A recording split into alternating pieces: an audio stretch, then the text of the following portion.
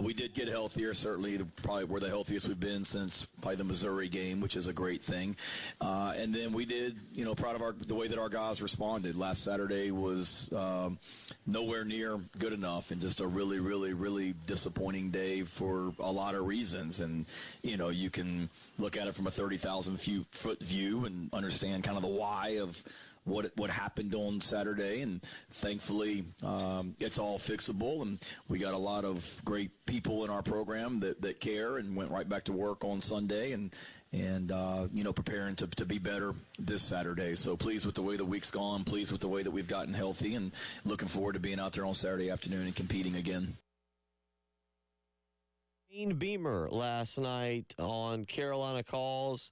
You could hear it right here on 107.5 The Game each and every Thursday night at 7 o'clock. And, okay, they've had sounds like another great week of practice. Another great week of practice. Does it translate to 60 minutes of football? We'll talk about that today with you.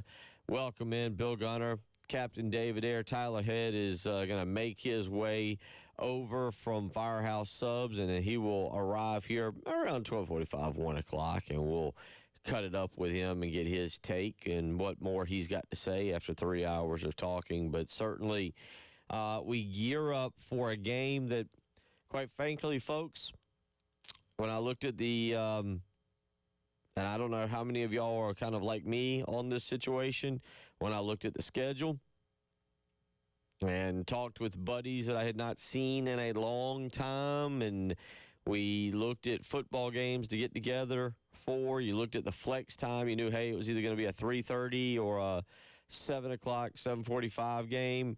You knew it was going to be late October, so you're going to get that Chamber of Commerce day. It's going to be beautiful out there tomorrow. Great tailgating weather. And we said, that's the game. Everybody, let's get together. Alabama's coming to town. It should be a marvelous game. Should be a battle of two top 15 teams. Lenore Sellers, chance to get redemption for last year and falling apart there down the stretch in Tuscaloosa. Let's all get together and have a big tailgate.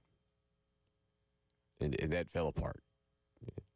They lost the second half of Vanderbilt. A lot of text messages came in after the second half of the Vanderbilt game that people wanted to save money and couldn't make it. So a little bit different now. But it's a game tomorrow that I had circled as, even though Clemson's coming to town in November, the preeminent home game of the year. And instead, it's going to be a game that South Carolina is going to go out as essentially a two-touchdown underdog, a little less than 2 touchdowns, and try and pull a massive upset. Now, they've pulled bigger upsets before. This isn't like Georgia in 2019 where they were a 25.5-point favorite. It's not like Tennessee in 2023, 2022 when they were a 3.5 touchdown underdog. So things have been crazier, but it's going to take everything and more in the tank from South Carolina tomorrow. And quite honestly, it's going to be kind of like a George Costanza kind of day. Whatever you think you should do the opposite, especially offensively. If you think you should do it, do the opposite offensively. Don't do that. But we'll see. Mike Shula yesterday or this week, as we've kind of learned, and even more so a little bit last night, is going to be in charge of the play calling. And it's Shula's belief that the players, while he needs to do a little bit better, the players need to execute a little bit more and do their job. And we'll talk about that as we go through the day. We got 3 hours to really cover a football game that I don't know what the meaning of it is aside from just one singular football game in the season. I'd love to put extra meaning on it. We used to do, it's the most important game of so-and-so's career, of Shane Beamer's career, the most important game of Kalen DeBoer's career, so-and-so. You get the point. And I don't want to do that. I don't want to go that far because, quite frankly, I don't know what the meaning of this game is. If South Carolina loses, they fall to 3-5. If they win, they go to 4-4, and there's still a gauntlet ahead of them. maybe if they win 4-4, you go, okay, I like my chances against Coastal. I like my chances against Clemson. We can get to 6 wins. So we'll debate all of that today as we roll along. If you want to be a part of the program, 803-404-6100. That's how you can text in. You can call in. What is your score prediction? What do you have here? What do you have going for the game tomorrow? What is your hope meter? Maybe that's where we should go. What is your hope meter for tomorrow's game in terms of the Gamecocks going in and all of a sudden putting it together? I'll say this. They're good enough to win the game. They are good enough to win this football. They haven't played like it. I don't think they've played like it at all in 7 football games. But even though we joke, because a few weeks ago they made a comment, if things click, if things come together, South Carolina is more than good enough to win this football game. The problem is they have shown us absolutely zero to believe that things are going to click and that talent that is there. And that is a talented team. They're not a bad team. They're not a 3-4 team. The talent is there to win the football game. The talent is there to turn things around a little bit. Can they do it? Can they execute? Can they call the right plays? Can they play disciplined? We'll find out coming up here in now about 24 hours away. 803-404-6100. Bryce, the hope meter, -10 out of 10. There you go. There's your start to the day. Keep sending them in. 803-404-6100. Your score prediction, your hope meter. Look, I will tell you this. I don't expect Alabama to just come out and run away with this game. Although I got to admit, maybe it was missing a bit of time. Maybe it was being out of work. My prediction meter, my kind of gut meter has been off the majority of the season. So maybe I'm not the person to be listening to. But guess what? Coming up here in about 22 minutes, Brian Edwards of VegasInsider.com and MajorWager.com. He will be joining us. He is somebody to listen to. He is somebody that can give you the lowdown. He's got a call. He's got a play. He's got a call on tonight's Virginia Tech California game. So we'll get to that coming up later on today. At 1:15, Chris Deering will join us for the high school highlights of the week. 2 weeks left of the regular season. And here locally, and this is neat and this is fun, because I saw this on Twitter this morning as people are gearing up for their high school game days. The Dutch Fork Irmo game, people are already looking past their opponents tonight. People are already, if you're a Dutch Fork and Irmo people, and not even Dutch Fork fans or Irmo fans, we've got some great high school games on tap, but there's people already talking about next week's monstrous showdown between the Yellow Jackets and the Silver Foxes. And but we'll get with Chris Deering and we'll talk about tonight's game, what's going on, and again, what should be an absolutely phenomenal night. It'll be a nip in the air. It'll be a lot of fun. So you got a great football weekend getting going. Also tonight, it's the World Series. I'm it. It's not that the Dodgers are obviously not new blood, but I like that Toronto's in it. That's kind of new blood, and that's kind of exciting to see. And I'm hoping Toronto can make a series of this. I'm hoping that the Dodgers, who've just steamrolled anything and everything in their path so far in these playoffs, aren't about to do just exactly that to Toronto. But I'm not asking Toronto to win. I'm not asking it to go 7 games. That would be awesome. I am asking for some good games. I would like to be sitting there in the 7th inning, a little glued to my TV, kind of fired up, sitting on each and every pitch. I'd prefer that not have these games be 6-7 to 1, by the time we're in the 6th inning and I'm already looking around at King of Queens or Everybody Loves Raymond or whatever else is on television. So we got the World Series starting tonight. It'll be Blake Snell against Trey Yesev. I'll get it out. Trey Yesavage is on the mound for the Blue Jays, but Blake Snell going for the Dodgers. And then tomorrow night, 8 o'clock, I know most of you won't see any of this because it's college football season, but you've got the Dodgers and the Blue Jays again tomorrow night. So game 1, game 2, Friday and Saturday night. You got college football. I mentioned that tonight. Not a bad little slate, not a great slate, but not a bad little slate tonight coming off of last night's South Alabama's victory over Georgia State, 38-31. But tonight it'll get going at 7 o'clock. North Texas will take on Charlotte. So maybe if you're a closet Charlotte fan, or since they're right up the road, you've thought about going and visiting up there before and taking in a game at Jerry Richardson Stadium, you can see North Texas, who's on a roll, taking on Charlotte. At 7:30, the well-known ACC clash of California and Virginia Tech. We'll again get to this. Virginia Tech's a 6.5-point favorite. Brian Edwards coming up here in, again, about 29 minutes. He's got to play on this game. He's going to tell you what direction to go. So if you want to get into a little bit of that tonight, don't be like Terry Rozier or Chauncey Billup. We don't need any of our listeners ending up like them. But if you got a little idea on what you want to do with that, follow along. Brian Edwards ready to make you some money. And then late tonight, Boise State and Nevada. That'll be out in Reno, Nevada. Boise, a 20.5-point favorite in that particular game. So that's kind of your rundown of sports tonight. Hockey last night.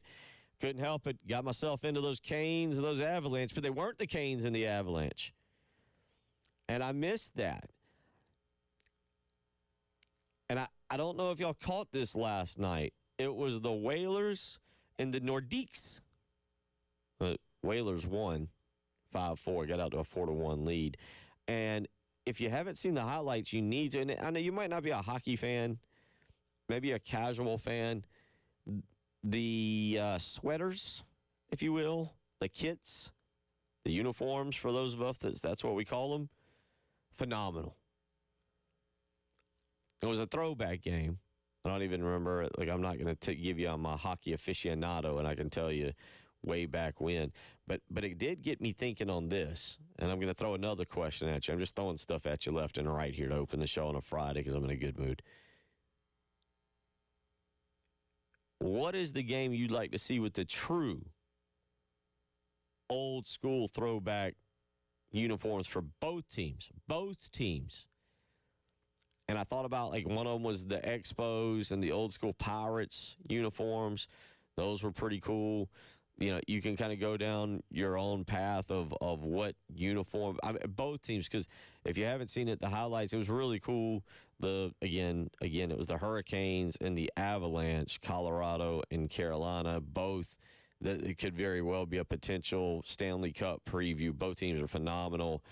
Colorado had not lost in regulation last night. Carolina gives them a loss there. The Canes, I guess, last night, the Whalers win 5-4 in that thing, and I got into it, and it was a blast. It was a great hockey match, and something good on a night in which I didn't think the NFL stood out all that much, nor did the college game. So that was kind of my direction of play last night. 803-404-6100. That's how you can weigh in if you want to do so. Texter goes with Toronto in 6 games. The Blue Jays. Another texter goes with 42-10 Bama. I'll explain why I don't think that will be right. Jay from the Interstate goes with the Hope Meter. Does not exist. Prediction. Stands will start emptying in the first quarter. I'm not going to buy that either. 803-404-6100 is how you can weigh in. Keep doing so this afternoon. We'll come back, and we'll talk a little bit more about the upcoming game. You're listening to The Halftime Show.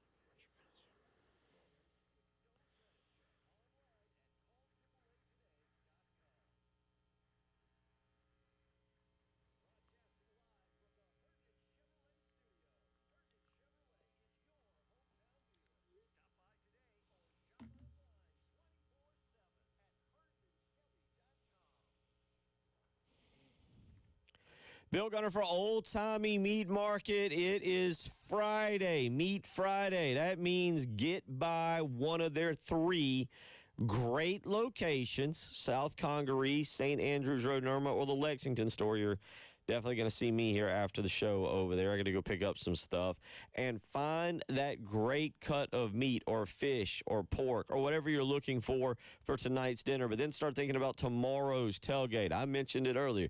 We had big plans. Those big plans for the weekend. I got to go by today and pick up some onion sausage for breakfast in the morning, some sausage patties, have those ready for sausage biscuits. They got delicious breakfast biscuits. Old Timey Meat Market has it all. It's why it's my one-stop shop. And not only that, but it's the way they treat you, the customer, like they've known you for a long time. They want to know your family. They want to know you, and they want to help you out. Stop by Old Timey Meat Market today. Tell them Bill Gunner sent you.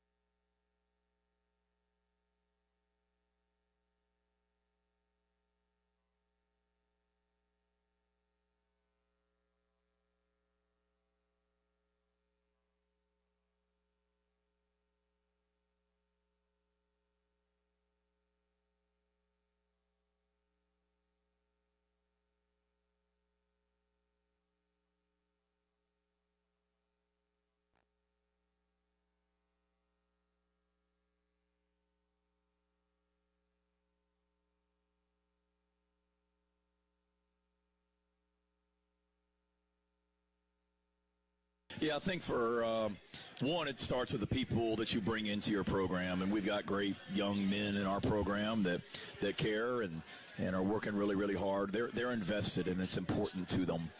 Two, for us, after a game on Sunday, win or lose, we come in and we show the good and we show the bad. And believe it or not, there was some good from last Saturday. We show that, and then we also show the bad and talk about, whether it be execution, play call, personnel, whatever it might be. I mean, we have open and honest team meetings, and that's what last Sunday was, like every Sunday. And then it's go right back to work, and it's big picture, but I mean it's life, and you're going to deal with adversity, and you're going to have tough times, and you don't just let go of the rope and give up. You just continue to compete. And our guys want to, and they're working really, really hard to get it right, and that's what they've shown this week, and that's what we do as coaches. And I kid a minute ago when I said team psychologist, but that's part of it, because you're dealing with 18, 19, 20-year-old young men that outside our building, there's not a lot of positivity right now in regards to what they're hearing, in regards to how they're playing, how we're coaching, their coaches, their teammates, and everything. So you've got to do a great job of keeping those guys up, and it's not hard because of how much they care and how much they want to get this right. Those are the words of Shane Beamer. Last night, Carolina calls there, again, right here on 107.5 of the game, and he's right. No, there's not a lot of positivity outside of that building right now, and that's rightfully so. That's rightfully so. South Carolina, it's one thing to lose close games. Last year, South Carolina lost by 3 to LSU in a game that they led by 17, and they had a chance to tie at the very end. Last year, South Carolina lost by 2 to Alabama in a game that they led, and I was there in Tuscaloosa, and if not for that Lenora Sellers fumble after the O'Donnell Fortune pick, I think South Carolina wins that game. I think South Carolina might have won that game by 2 touchdowns. They had Alabama on the ropes in that game, and you kind of had to be in the stadium to feel the vibe of it. But South Carolina had started to run the football with Rocket Sanders, and things were starting to turn the tide. And on the very first play, there was the missed exchange between Sanders and Sellers, and it allowed Alabama to jump on the football and go down and score a touchdown, take the lead, and South Carolina couldn't recover from it. But there was more positivity in a 3-3 start last year than there is in a 3-4 start when you get beat, by 19 points, by 19 by Oklahoma, by 24 points by Vanderbilt, when you lose by 9 to Missouri, so forth and so on. When you're not playing up to your potential, and that's kind of what South Carolina is doing right now. That's why I do believe the talent is there. Lenora Sellers can turn it on tomorrow and have one of those days. We've all talked, if you've been on Twitter or maybe you've relived the moment, going back to the special day that Steven Garcia had where he was 17 of 21. What's amazing about that is, as special as he was, he still threw a ball through the uprights off the goalpost for a safety, which is still one of the most mind-boggling plays I've ever seen at Williamsburg. And I've seen some plays. We've all seen some plays. But the safety that Garcia took to start the second half. But, Sellers is fully capable of doing that. The offensive line is fully capable of becoming just speed bumps. They don't have to be road graders. They don't have to blow Alabama off the line. Now, Alabama is not a particularly good team at stopping the run. Unfortunately, that doesn't mean that South Carolina is going to start tomorrow lining up and running the football with a lot of success. They should have done that against South Carolina State, and that didn't necessarily happen. So let's not pretend like Alabama comes in here with less talent and a lesser run defense than South Carolina State. But South Carolina does face a team tomorrow who is struggling to run the football. But the Gamecocks can get things going. And several of you are weighing in and saying the first quarter. Now, I will say this. I'm going to kind of contradict myself for a second. I do think the opening 5 minutes, the opening 10 minutes is massive, because a lot of you, I'm sure, by the time we get to the game, whether it's alcohol-induced or just pure tailgating energy, whatever you draw from, you're going to have that glimmer of hope. That glimmer. Some of you have more than a glimmer. But some of you are going to sit down in your seat as kickoff is about to occur and go, we can do this today. That may not last very long. If Alabama gets the ball and drives directly down the field, 7, 8, 9 plays, just marches it down. Ty Simpson is just he is the definition of precision throwing the football right now. 18 touchdowns, 1 interception on the year. If they do that and Alabama goes up 7-0, you go, huh. And that deflates you. And then I'll be honest, if South Carolina gets the ball, now even though Mike Shula has been very good on the opening drives and has had things scripted up and ready to go, if South Carolina were to go 3 and out, if there's a penalty, if there's a sack, if there's a run for negative yardage, a lot of you are going to turn on them. I feel it. You know, Shane Beamer just talked about the negativity that's kind of permeating Columbia right now when it comes to South Carolina football. And again, yeah, because there were expectations. There was excitement. And that's a good thing. There's nothing wrong with that. There is absolutely nothing wrong with being negative right now and being disappointed and being upset with your football team. In this day and age, the amount of money that you're asked to pay, if you pay for seats and parking and you pay for food tomorrow and so forth, go to Old Timey Meat Market. They got great prices. You won't pay as much. But if you pay for whatever you pay for, you're asked to make a serious contribution when not all of you, but many of you have kids, have responsibilities, maybe a mortgage. I don't know. Maybe you pay that mortgage. Good job to you if you do. If you don't, careful with that. But your hard-earned money is being asked to go to the football game, these football teams. I mean, there was expectation. It's okay to have that. It is perfectly okay to not have joy right now. It is perfectly okay to question what is going on. And if South Carolina comes out tomorrow and they go 3 and out or run 5 plays, I get it. Some of you are you've had enough. You've had enough. And yes, the boo birds are going to show up all of a sudden. People are not going to be happy. And the attitude in that stadium is going to turn. I don't think that'll happen. And I'll explain why. But coming up next, we got Brian Edwards of VegasInsider.com, MajorWager.com. It's got to be part of your Saturday morning reading. He's got to play on tonight's game. He's got to play on tomorrow's game.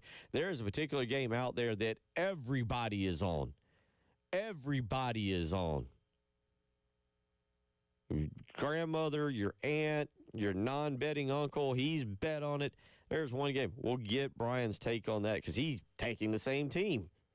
We'll tell you about that. You're listening to the Halftime Show.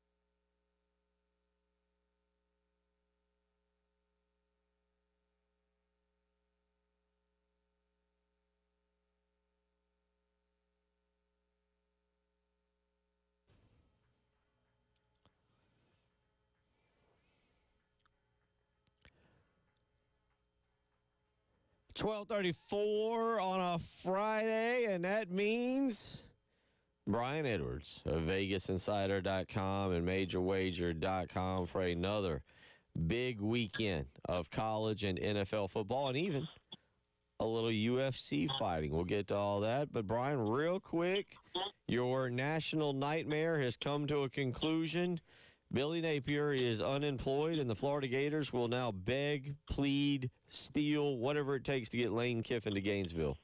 Whatever it takes. And, yes, I'm a happy camper and hoping we get Kiffin, hoping they don't make the playoff. And, you know, if they make the playoff, that's going to – I don't know how that's going to impact it. We might not be able to wait. Well, but, I mean, if he's telling Jimmy Sexton he wants it, we probably will wait, though. So we'll see. Real quick, is there an odds? I know you're good at this. Odds on the next? Is he the who are the top three? I'm pulling it up now. So the other day, and they could have changed, and I'm getting there 1 second. Kiffin was the favorite. Let's see here, college football. Where are we here? Okay, we got NCAA football special. Nope, they're taking it down. Next coach fired is all they have up. So it was Kiffin. Then Brom, I think it was Kiffin plus 200, Brom plus 300, and, oh, gosh, who was next? Either Drinkwitz or Franklin. But, you know, the top five was, I think Freeman was like 12-1, and Drinkwitz was on there, Brom. Longer odds were like Sumrall, Golish, et cetera. Drinkowitz is the one that would be the home run. I know everybody wants Kiffin, but Drinkowitz to me is the guy there. But we got time. We'll discuss that we'll discuss that when we get a coach for you and go to there. Let's look to tonight, buddy. You got some plays for the weekend. California travels all the way across the country. If you haven't seen California, they've got a young, exciting quarterback. Virginia Tech's made their coaching change and is playing better. Earlier today, I did see Cal was at +6. You've got them at 5.5 tonight, and you like the Golden Bears. I do, and I'm even seeing a few 6.5s. So if any of your listeners are tailing me or agreeing with me here, if it's 6.5, I'd buy the half point to 7 for -120 juice. But if not, 6 is fine. Like you just said, I took it at 5.5 early in the week. So as a road underdog under Justin Wilcox, Cal is 21-11 against the spread. Cal's 5-2 this year.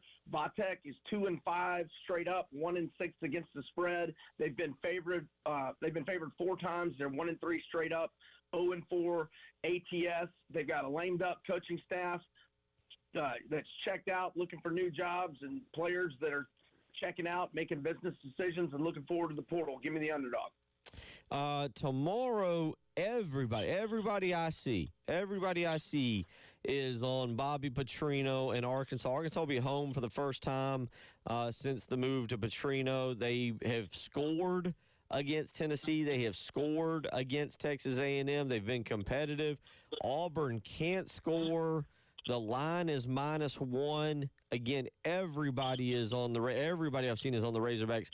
You like the Razorbacks, but explain to me this game. Yeah, everybody being on it kind of scares me. But, it was the first. I mean, it was +1.5, +2 on Sunday and early Monday. I grabbed it then. But I was asked on the radio yesterday, because the line had been moving so much, what I would like it up to. And I said, as long as it's Arkansas 3 or fewer, I like it. And it's 2.5 now. Like you said, I mean, the offense has been spectacular all year, really, except for the Notre Dame game and the fourth quarter of the Memphis game. The offense has been spectacular. So they out-yarded Texas A&M 527 to 497 last week, but the Aggies went 3 for 3 on fourth down, and the Hogs went 1 for 2. We know what happened at Tennessee. They out-yarded them. They out-everythinged them except -3 in turnover margin and lost by 3. Now, Auburn has lost some heartbreakers, man. I mean, the field goal kicker let them down last week. The offense has let them down all year. But they've lost 4 in a row. I worry about where the team's psyche is. They lost their best offensive lineman, Connor Lew, to a torn ACL last week. And I just think they've tuned Freeze out. And Arkansas is playing hard for Petrino. I like the Razorbacks. I'm with you. Arkansas is playing a lot better, and again, it was 45-42 last week. They could easily be 2-0 under. They could really, honestly, be because the Memphis game they should have won. The Mississippi game they fumbled going in. I mean, this is a team that honestly, if not for a player here too, when Dabo says we're 4 or 5 plays away from being undefeated at times.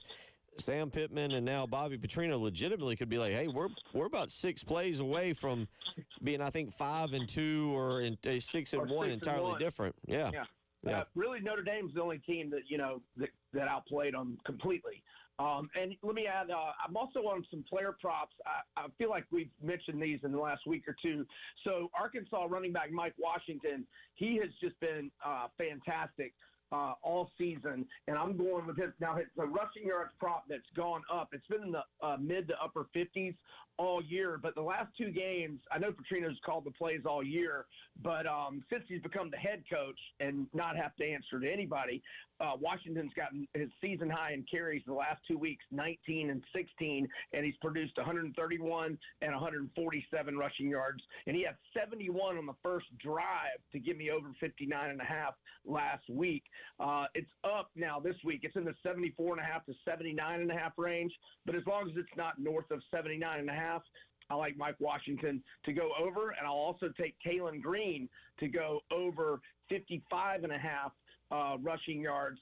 So Green, as I'm getting to his page here, he has gone. So last week he had 85, and he had like a 20-yard sack on one play because you lose, unlike the NFL quarterbacks in college, right. You lose the yardage on sacks. But he's had 85, 63, 81, 53 would be an under, 115 and 151, and then 41 in his rushing yards this year. So he's gone over 55.5 in 5 of 7 games, and I like that one as well. Vanderbilt, rare place again. They're favored. Missouri comes to town. Vanderbilt by 2.5. Your thoughts? I'm just a believer in Vandy. They're going to have the best player on the field. Diego Pavia's career stats now, he has 8,285 career passing yards, a 74-23 TDI&T ratio, 2,674 rushing yards, and 25 rushing TDs. That's in 3.5 seasons at New Mexico State and Vandy. Not exactly football juggernauts through the decades. And it's a back-to-back road spot for Missouri. I like Vandy minus 2.5. Let's go to the Big 12. Cincinnati. I didn't realize last night. I was looking at your numbers, and I looked at Cincinnati. They're 6-1 on the season, and their only losses to Nebraska in that season opener. They're -3 against Baylor tomorrow. Yeah, well, they're 3.5, but I'm talking about buying the half point to 3 because it might cost you minus 130 juice. But they've ripped off 6 wins in a row. Since the 3-point loss to Nebraska, which was at Arrowhead and KC, but it was basically a road game in terms of fan support. So I'm going Bearcats -3, and I'm also going to do the prop for Brendan Sorsby, their quarterback, to go over 39.5 rushing yards. So, like I said a second ago, you worry about the sacks in college, but they're playing Baylor, and Baylor's tied for last in the Big 12 in sacks with only 8 and 121 nationally. They played Jackson Arnold, a mobile quarterback. He had 137 rushing yards. Sam Levitt had 62, and Kansas State's Avery Johnson had 72. So let's go over 39.5 on Brendan Sorsby's rushing yards prop. And let me throw one more rushing yards prop at you. Marcel Reed, A&M quarterback, to go over. I've seen it in the 30.5 to 33.5 range. He's had at least 37 rushing yards in 5 of 7 Aggies games. And I think that's the biggest stay-away game on the board, LSU at A&M. A&M at LSU. Kelly at LSU, 23-2 straight up at home, and 3-1 both straight up in ATS as a home underdog. Real quick, about 40 seconds. Let's jump to the UFC 321 fight. What have you got here? Let's go Tom Aspinall to win in round 1. He's had 10 UFC fights. He's won 8 in the first round, and he's won his last 3 in 73 seconds or fewer, plus 170 to win in round 1. Let's also go under 1.5 rounds at a minus 105 price in that fight, and then also Jailton Almeida to win by submission, plus 160 against Volkov. You always got great information. I'm with the Arkansas game. I get it. I'm with you. They're playing good, and Auburn is not. And I'm with you. Auburn is on the teetering on the edge of falling apart. We'll see what happens tomorrow. But, Brian, we look forward to catching up next week, and we appreciate you taking a little bit of time each and every Friday to join us. Thanks, brother. Have a great weekend, man. Take care. Brian Edwards, VegasInsider.com, MajorWager.com. You can follow him on Twitter at VegasBEdwards is the way to do that. And again, make it part of your daily reading, VegasInsider.com. Also, MajorWager.com is where you can check out all the great information that he has each and every week. California tonight, he says, take them plus the points. Arkansas tomorrow minus the 1. Vanderbilt minus the 2.5. Cincinnati minus the 3. We'll tell you more about that and wrap up hour 1 when we come back. It's the halftime show.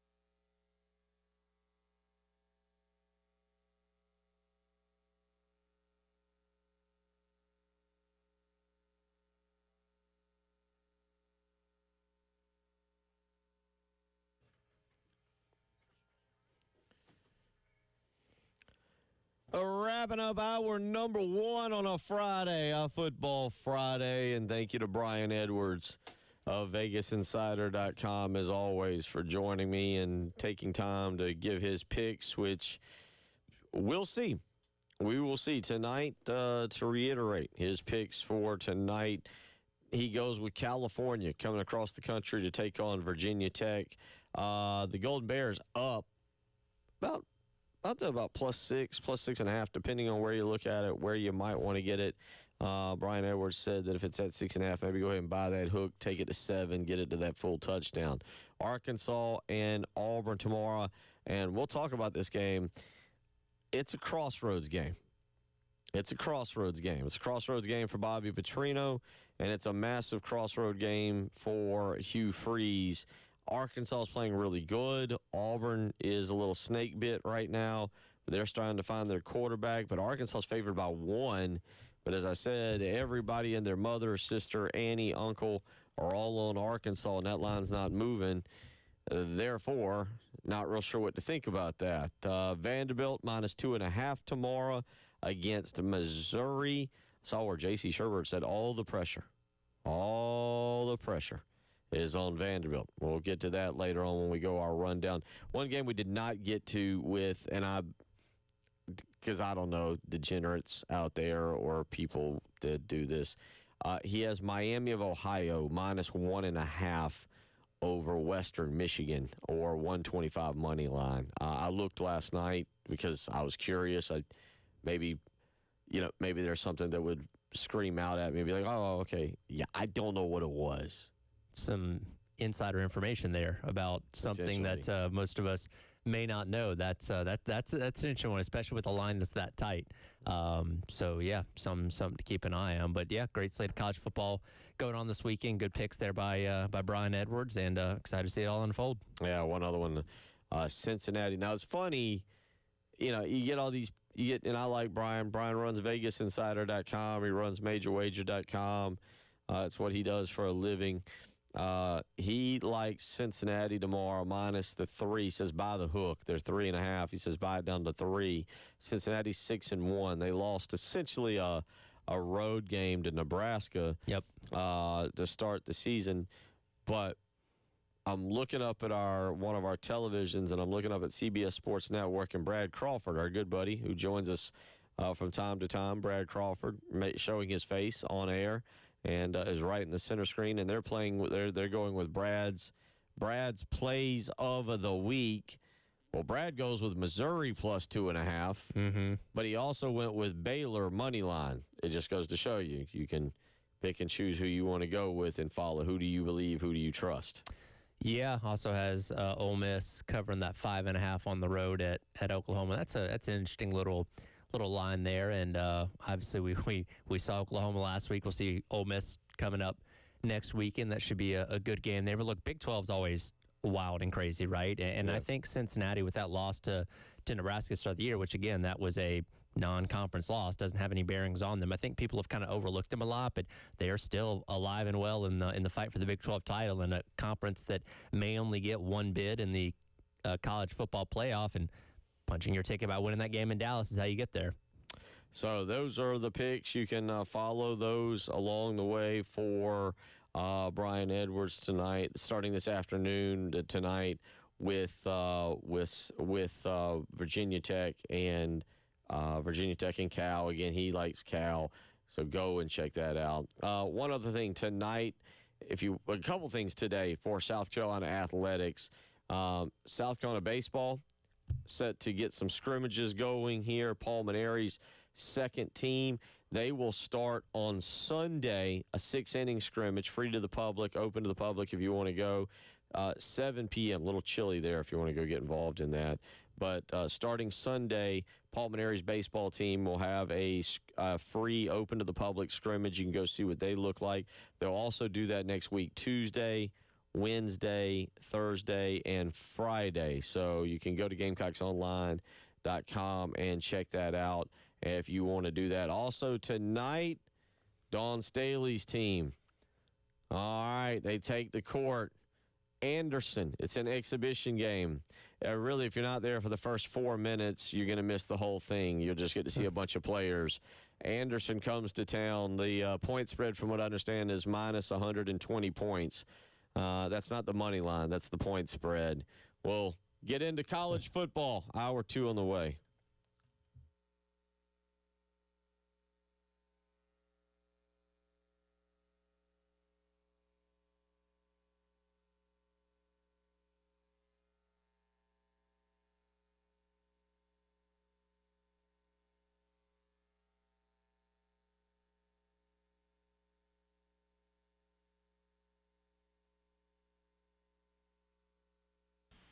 Yeah, if it's not on their mind, it's been asked a bunch in press conferences because this was.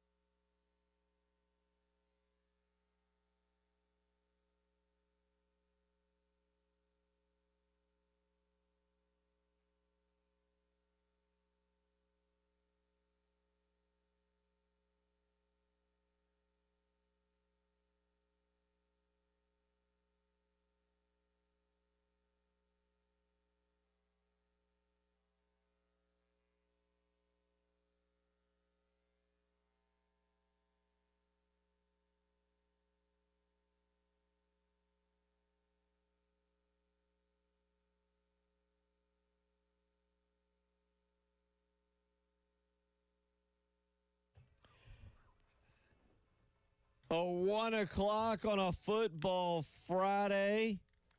What a beautiful day. It's going to be a beautiful day the rest of today. A little windy. It's going to be a beautiful day tomorrow for football. As I mentioned to open the show, this was a game that I think a lot of us had circled. We had looked ahead to this game. Kind of A is a revenge game. Mm-hmm. B is a monster showdown in Columbia. You knew October 25th. Typically speaking, Columbia weather is gorgeous around here. We saw the flex time, 3:30 or 7 o'clock. And, of course, we know that it'll be 3:30 now. But you knew it was going to be a beautiful day for tailgating. You knew or you thought it was going to be an epic showdown between Alabama, a storied program, and maybe an up-and-comer in South Carolina. You love the fact that was coming down the pipe. There was so many things about this game in July and August that I think you looked at and you're like, man, I can't wait. I know I was one of them.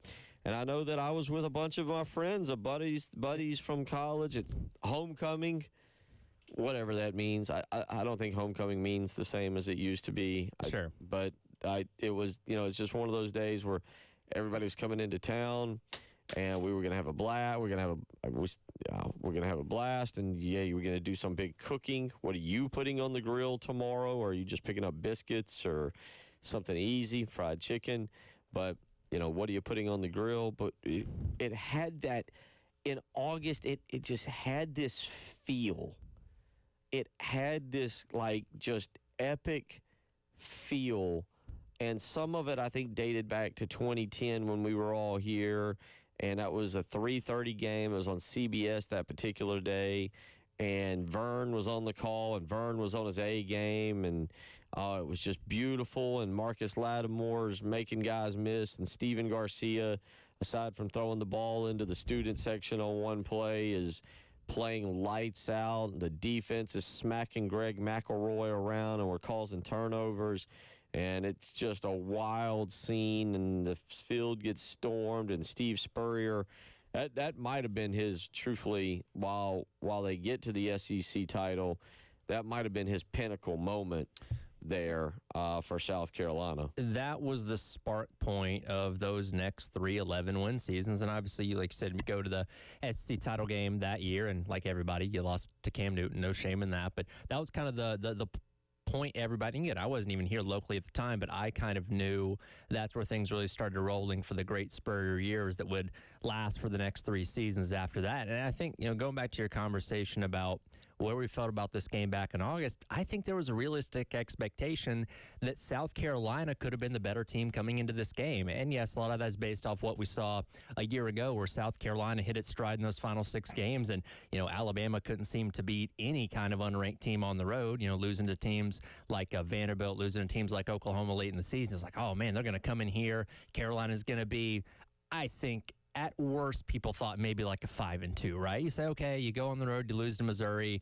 That can happen. That's a tough place to play. You go in Death Valley, lose that game. Okay, not a big deal there. But you felt really good about those other 5 games and Carolina's chances in them. And now we're sitting here talking about, well, God, I hope the fans want to stay past the first quarter if this thing starts getting a little bit sideways. Like, it's a complete 180 to where we expected certainly Carolina to be. And I don't think we expected Alabama to be this good at this point in the year. I think we all looked at last year and said, okay, like DeBoer's a good coach, but yeah, Alabama may just become that 8-4, 9-3 type of team.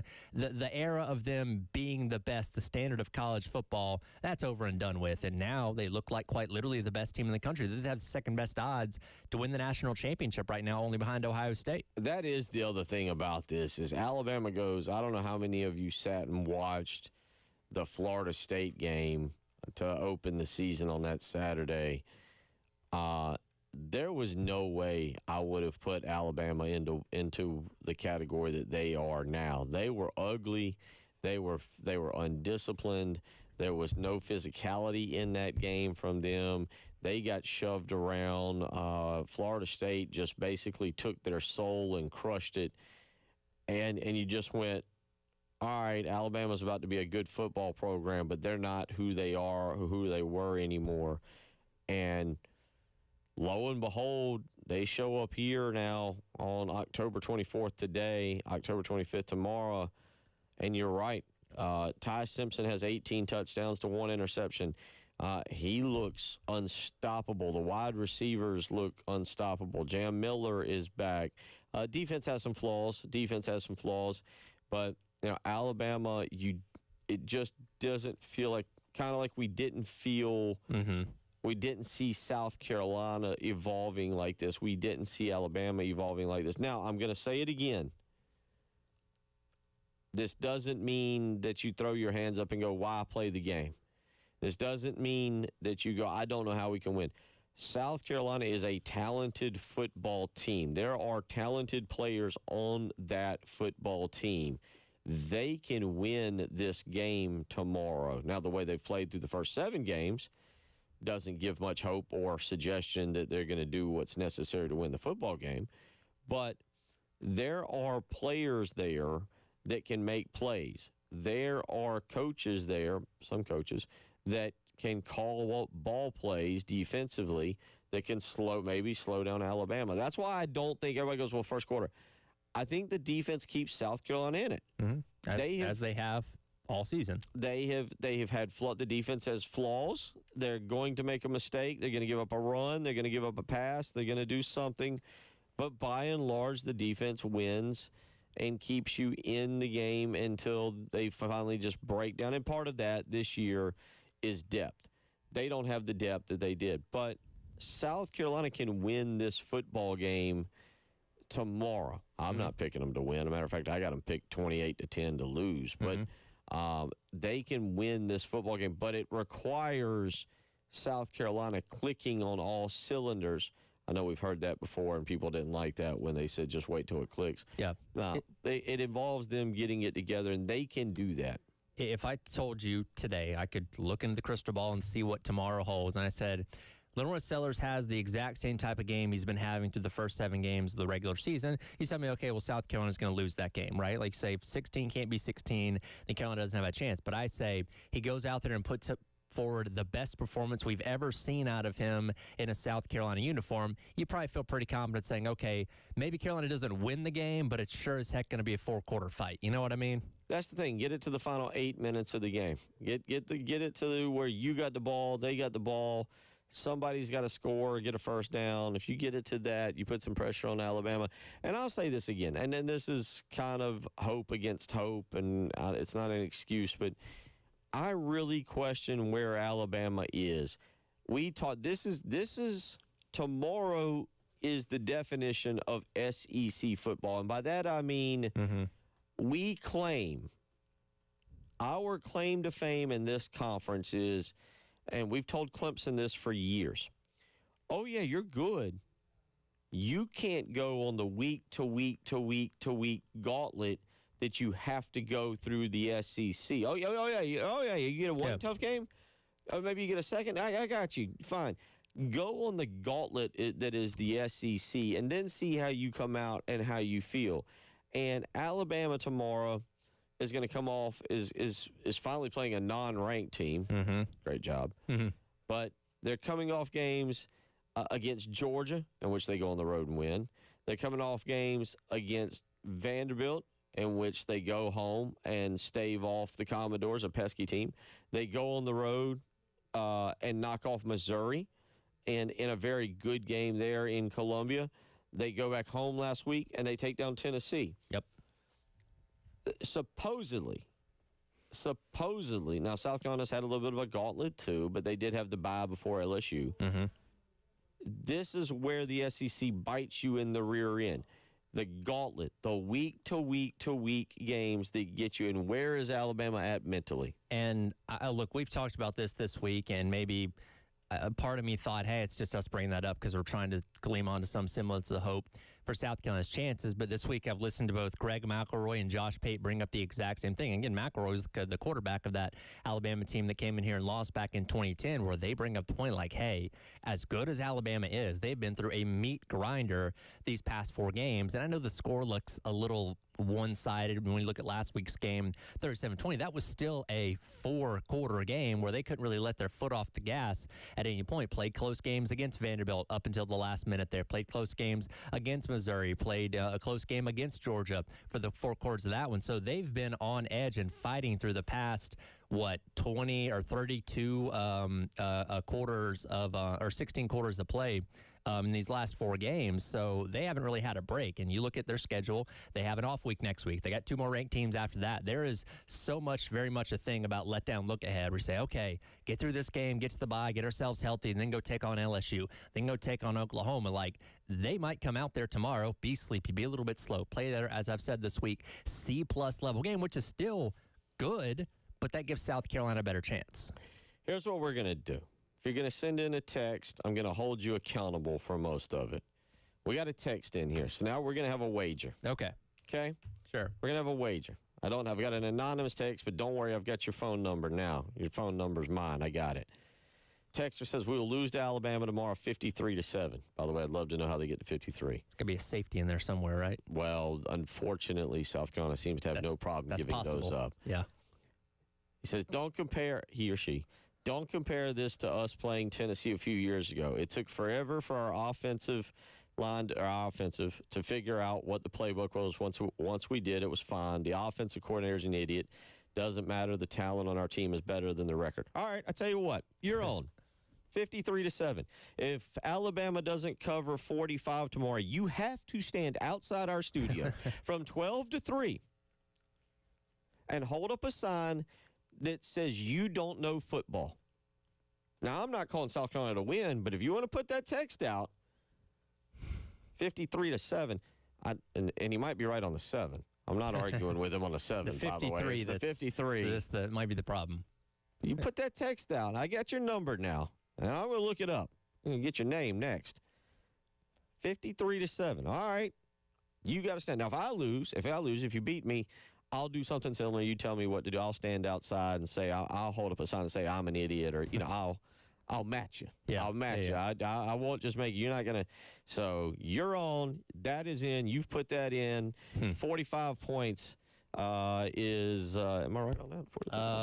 46. I'm giving you a point. So they got to cover the 46. There you go. More reasons that if you win, I get to hold up a sign that says I'm an idiot. But 46. I got that texter's text right there. It's not going to be, look, I don't think it's going to be that bad. What I think is what we'll get to later on this hour. We got Chris Deering coming up. But, sir, ma'am, whomever, I got your text.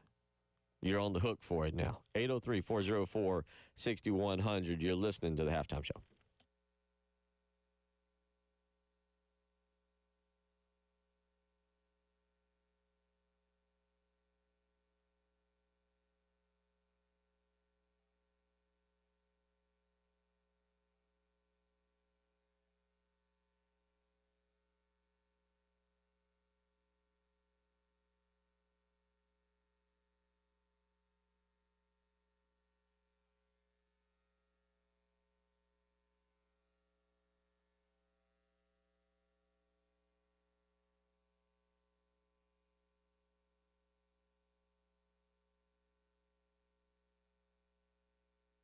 Bill Gunner for the Mortgage Guru, Jacob Crowder and First Palmetto Bank. It is that time of the year where you think about 2026. And if you're thinking about your home, you start to think, I got an idea. Maybe I should move next year. Maybe I should start looking at that next big dream home of mine, that forever home. Maybe you're thinking about just refinancing and saving a little bit of money. Interest rates are starting to stabilize and even going down a little bit. Now's a good time. Now is a great time to call Jacob Crowder, the Mortgage Guru. 803-719-1005. Again, that's 803-719-1005. That's how you can get in touch with the Mortgage Guru. And what you want to do is ask the right questions. What are the interest rates? How much would I have to put down on my opening payment? What are my monthly mortgage payments? These are the questions you ask. Call Jacob Crowder, the Mortgage Guru, today. Tell him Bill Gunner sent you.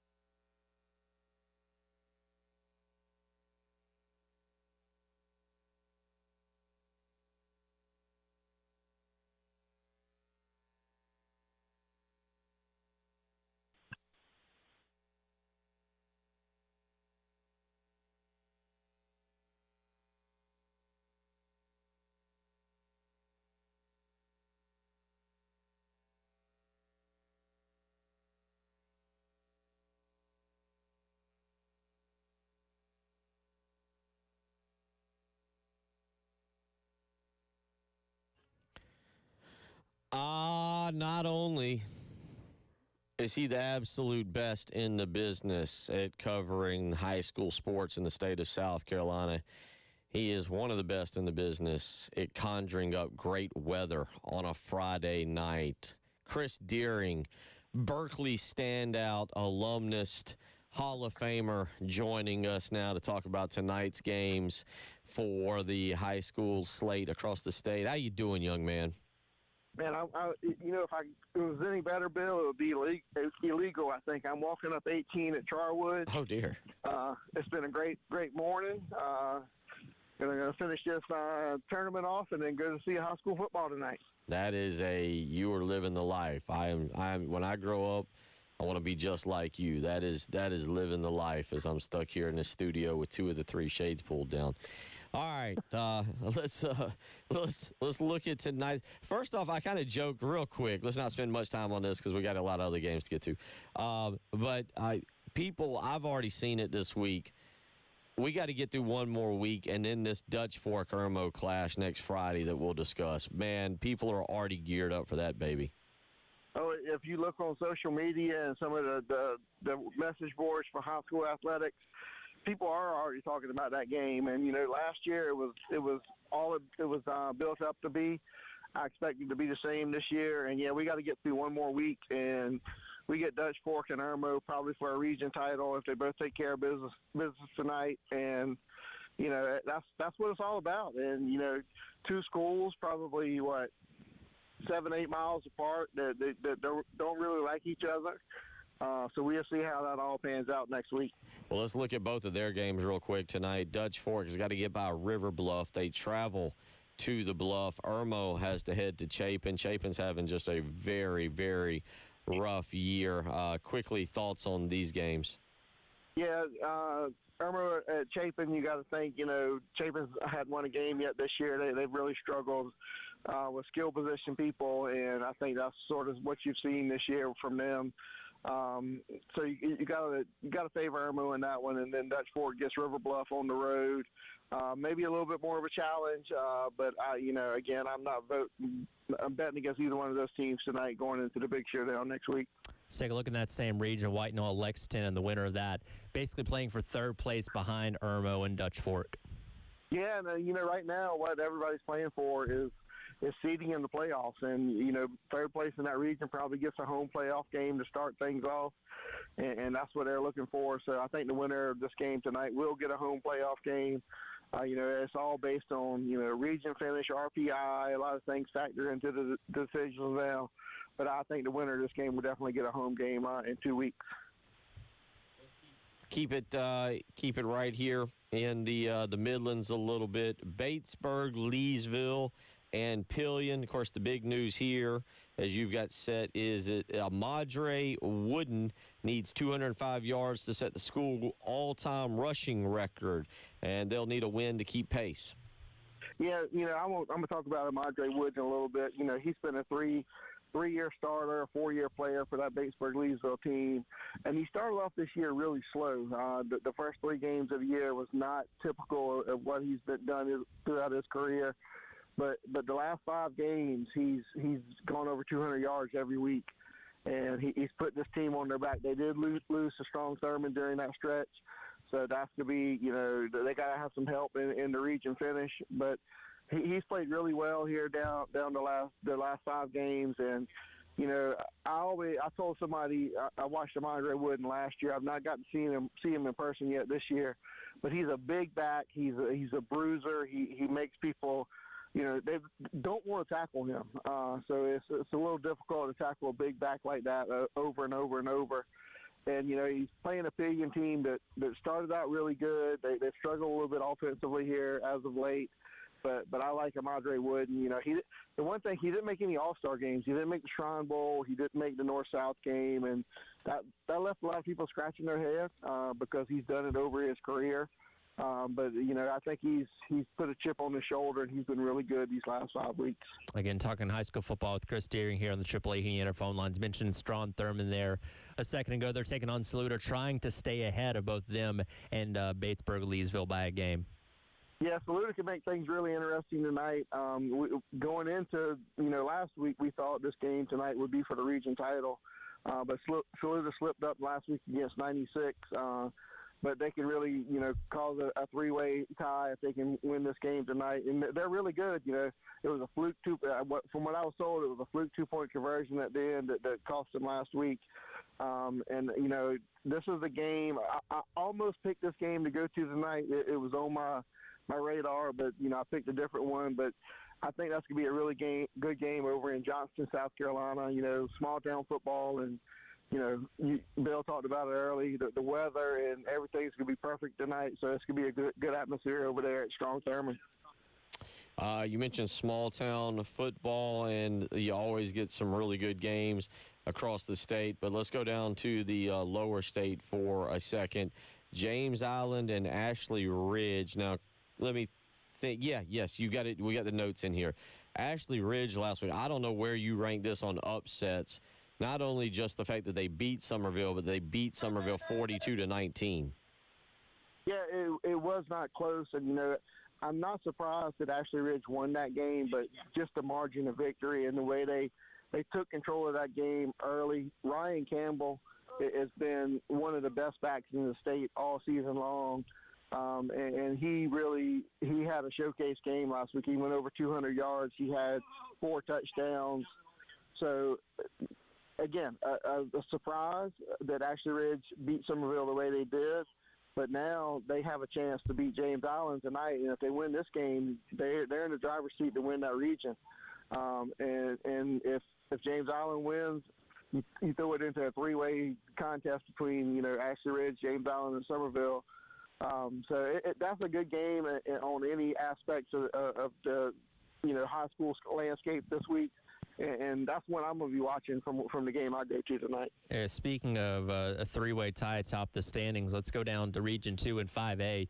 Dorman taking on Gaffney, Spartanburg taking on Burns. And if Dorman beats Gaffney, you'll have a 3-way tie, assuming Spartanburg wins. You'll have a 3-way tie between those teams that have all somehow managed to beat each other in some degree at the top of that region. Yeah, always that region up in the upper state is always very competitive. And you don't expect any less out of any of those teams.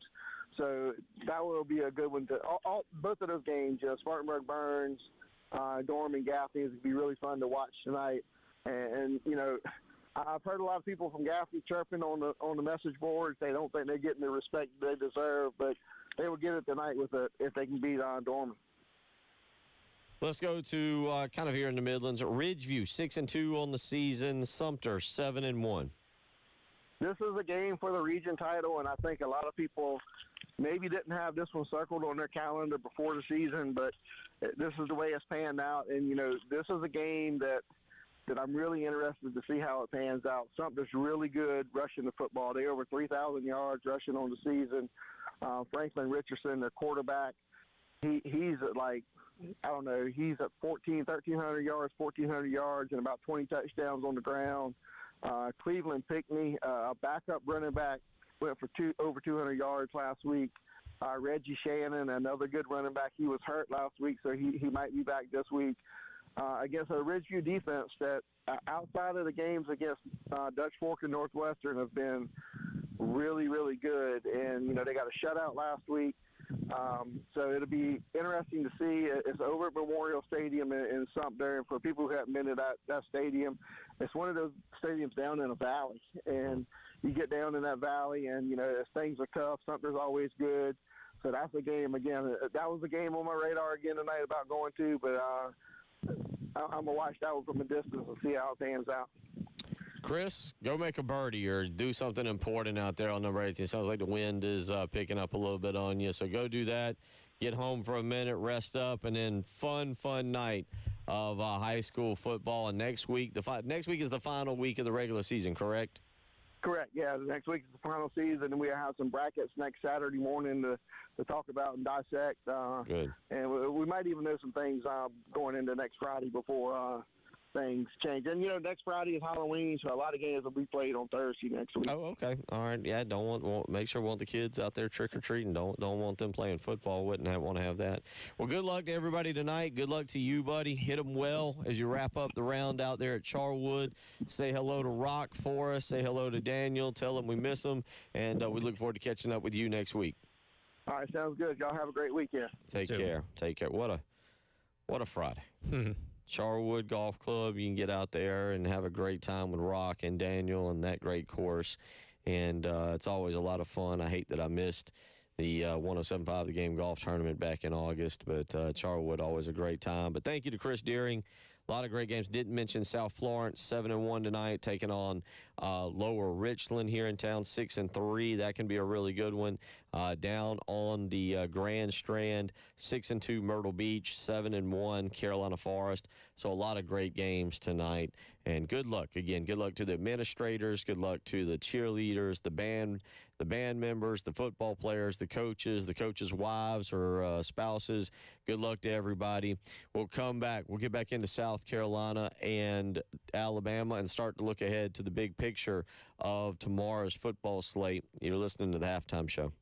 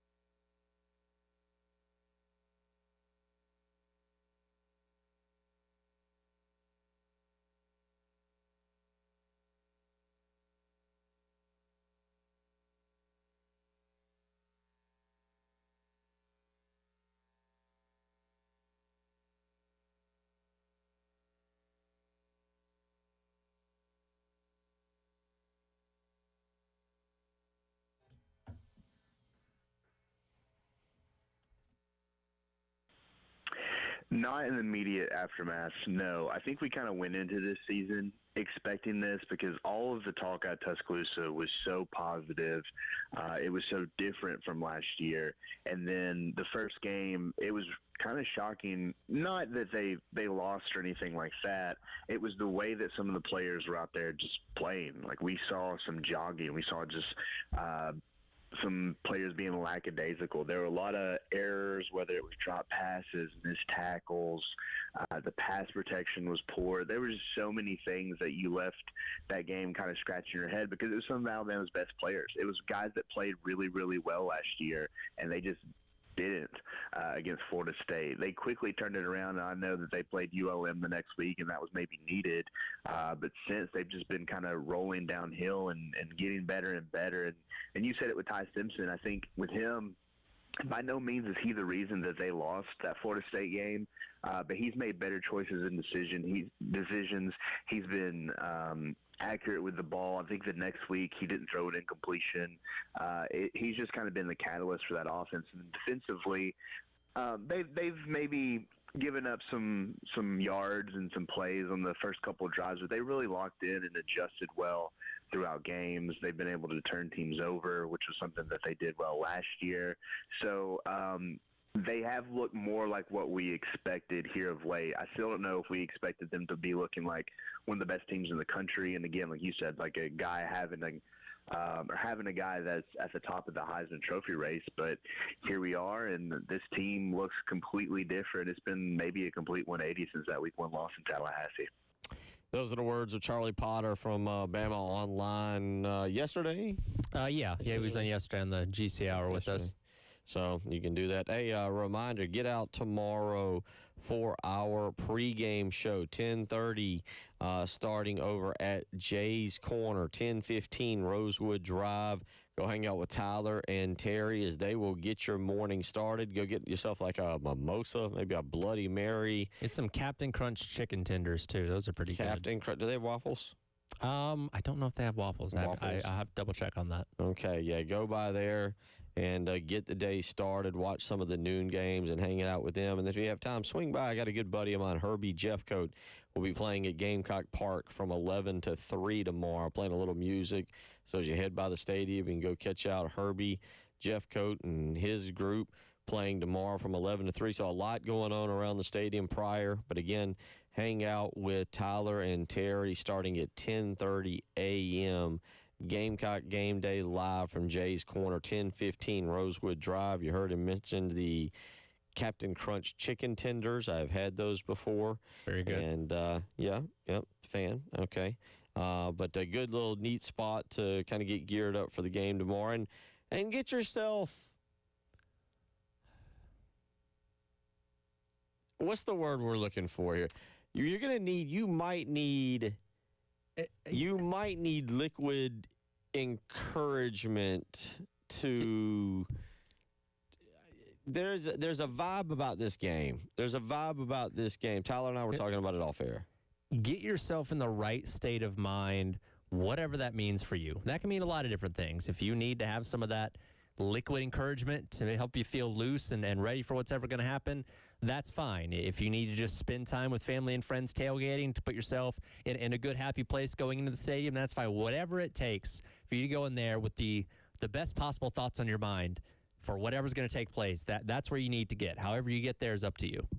Yeah. Is that fair? Channel your inner Ted Lasso. Believe. Yes. You got to believe. Let's see. Wes has brought up multiple times this week the famous Spurrier quote of "Give fate a chance." Okay. So he's referenced that a few times, and I'd like, give fate a chance. This season of college football has taught us we don't know what's coming. On a given weekend, there's upsets galore, and this has actually been a game I've heard a couple national talking heads not outright pick Carolina, be like, hey, watch it. As we mentioned earlier, a lot of things working against Bama in this one in terms of where their schedule's been at and where this game falls, in reference to what's coming. So anything can happen. Nothing's impossible. There are ways Carolina can walk out of this game with a victory tomorrow. It's going to be tough. Not going to be easy, but it is possible. Let's go out to the phone lines. Bobby in Charlotte wants to weigh in. Bobby, welcome in. Thank you for holding, and good to hear from you. Happy Friday. Hey, Bill. Yeah, you know what? I'm prepared. If the Captain Crunch chicken tenders wind up being the highlight of my day, that's still a pretty big highlight. That's how I roll. That's true. Yeah. You guys earlier were talking about the 2010 team and what they did to set the foundation for those 3 11-win seasons. And it really just kind of, we all know that Connor Shaw obviously had an unbeaten home record. And tomorrow, if things don't go our way, Shane is actually going to be 500 against Power 4 opponents. Saw that on Twitter this morning at Williams-Brice.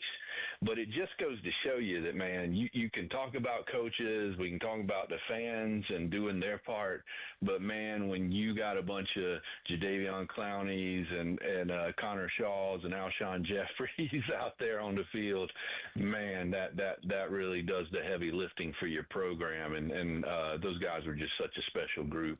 As far as tomorrow's game, man, the thing that really concerns me the most matchup-wise is like you guys said, Alabama, the last really 3 or 4 games, it's been somewhat close for a while before they were able to secure the victory. But, if you look back at their last 3 opponents, you're talking about all 3 of those teams are number 2, number 8, and number 12 in scoring offense nationally. And so I just worry that we are not going to have the ability to hang close with Bama long enough to drag this thing into the deep end in the fourth quarter. And so that's my main concern, guys, tomorrow. I thought J.C. Bill last week over on Big Spur, he had a great prediction for the OU game. I think it was basically one line. He said, Carolina can't score against teams with a pulse, so I can't pick them to win. And I kind of think that's basically where we are right now. What do you fellas think? Yeah, I'm put in on my Big Spur prediction for tomorrow that I made it short and sweet. Since the Florida State game, Alabama has scored at least 24 offensive points in each and every game, and South Carolina has scored less than 21 points 8 straight games offensively. I do the math on that. I'm not a smart human being, but that tells me that that's going to be hard to work. And I'm with you, Bobby. I don't know. I would love to come in here and give people hope. I'd love to be that voice that comes in here and says, but my fear, and Tyler and I just talked about this, I don't know what they've done to fix it. And I don't feel, and there's comments being made in press conferences right now. Thank you for the phone call, Bobby, by the way. There's comments being made where it's almost like it's not them, it's the players, and we just have to execute. And Perry Orth made a great comment yesterday, and he's not wrong. There are situations like that, but the execution's not the entire reason why you are where you are struggling. And look, you can see it to the naked eye. Again, you don't have to be a football expert to see the lack of creativity when it comes to some of the play calling compared to if you watch Alabama play. What Ryan Grubb does on offense is what we desire this offense to be, where they use their receivers in the run game, a lot of pre-snap motions, a lot of eye candy. They have a quarterback that they trust to go up there and make changes at the line of scrimmage. That's what you want this Carolina offense to be, and unfortunately, it's just not been that so far this year. 803-404-6100. I see you, Ray. We'll get to you on the phone lines when we come back.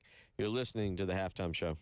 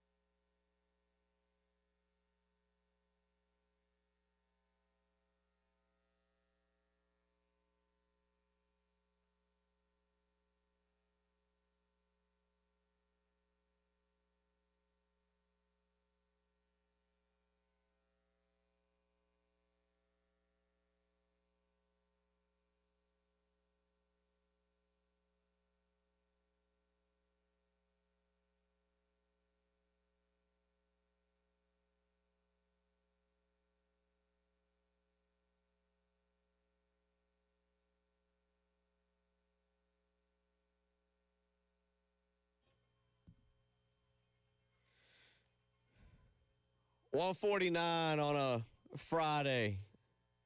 A beautiful Friday. It's going to be a beautiful Saturday. Y'all put yourself in a better mood. It's a football game. Who knows? Tyler's right. We've seen crazier things happen around here. Definitely around here. And there's been crazier things. It's been a fun, crazy season. I mean, any of y'all call for Penn State to go out and blow that game to UCLA? No. Yeah? No? Okay. Did the texter ever answer you back about the bet? He or she, I think it's a he. And by the way, that texter has been ultra positive. Okay. I should give them credit. They were picking us to beat Oklahoma.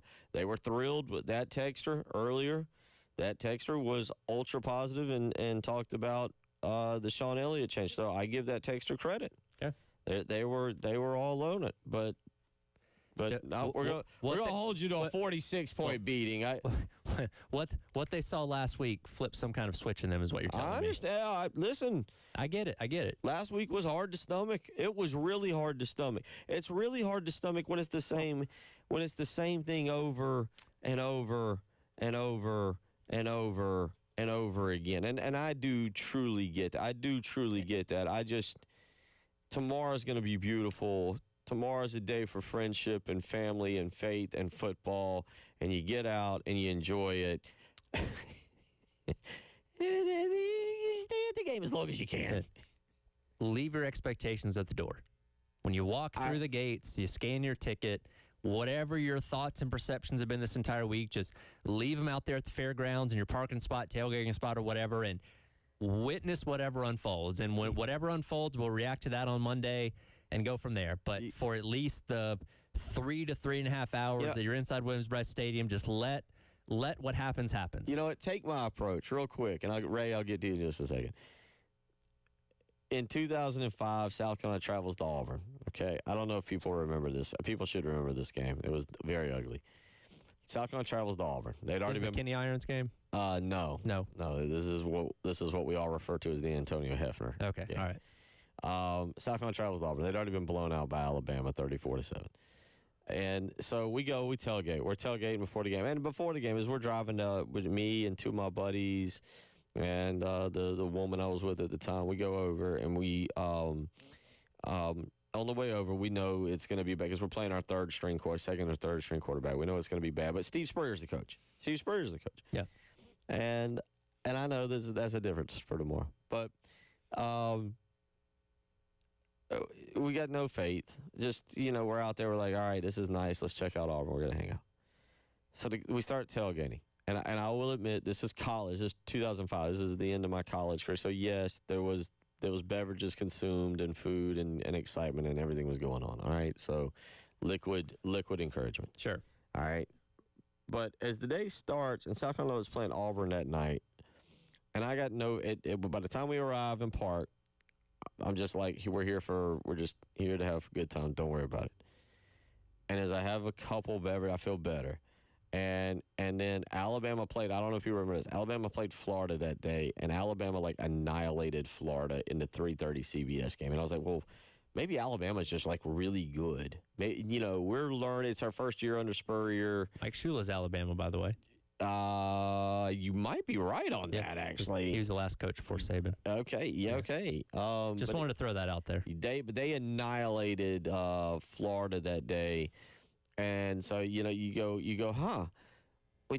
Maybe Alabama's really good, and then you'd go, well, we got Antonio Hefner playing quarterback, and you go, well, you know what? We got Steve Spurrier, and I know we don't have Steve Spurrier tomorrow. Maybe he starts calling up ball plays, and this happens, and that happens. And so by the time I am walking to the stadium, I have convinced myself we're going to win this football game. We're going to go into Jordan-Hare. I don't remember how good I don't remember what Auburn was ranked or how good they were. I just know throughout the day I had arrived at the conclusion that we were going to win the football game. Yep. They called 2 timeouts before running South Carolina. Called 2 timeouts before running the first play and snapped the ball off of Antonio Hefner's right ear hole. And at that point, hope was out the window. How long did you stay in Jordan-Hare? 48-7, and I was there for every moment of it. Really? Okay, you didn't give up. I was there for every moment of it. I almost got arrested for complaining at halftime. I've never not to anybody in particular, to a buddy of mine. It was so bad. We're standing in line to go to the bathroom, and I'm complaining. I'm like this, I'm very unhappy. Sure. Very unhappy. And someone walked over and was like, "If you don't stop talking, I'm arresting you." And I was like, I don't think you can be arrested for being angry at your football team. I didn't know that either. I'm going to need to see that one in the law book, ma'am or sir. But see, I got my energy up and my excitement up. Now, it lasted one play, but I encourage that. Hour 3 on the way. Ray, I'll get to you, I promise. You're listening to the Halftime Show.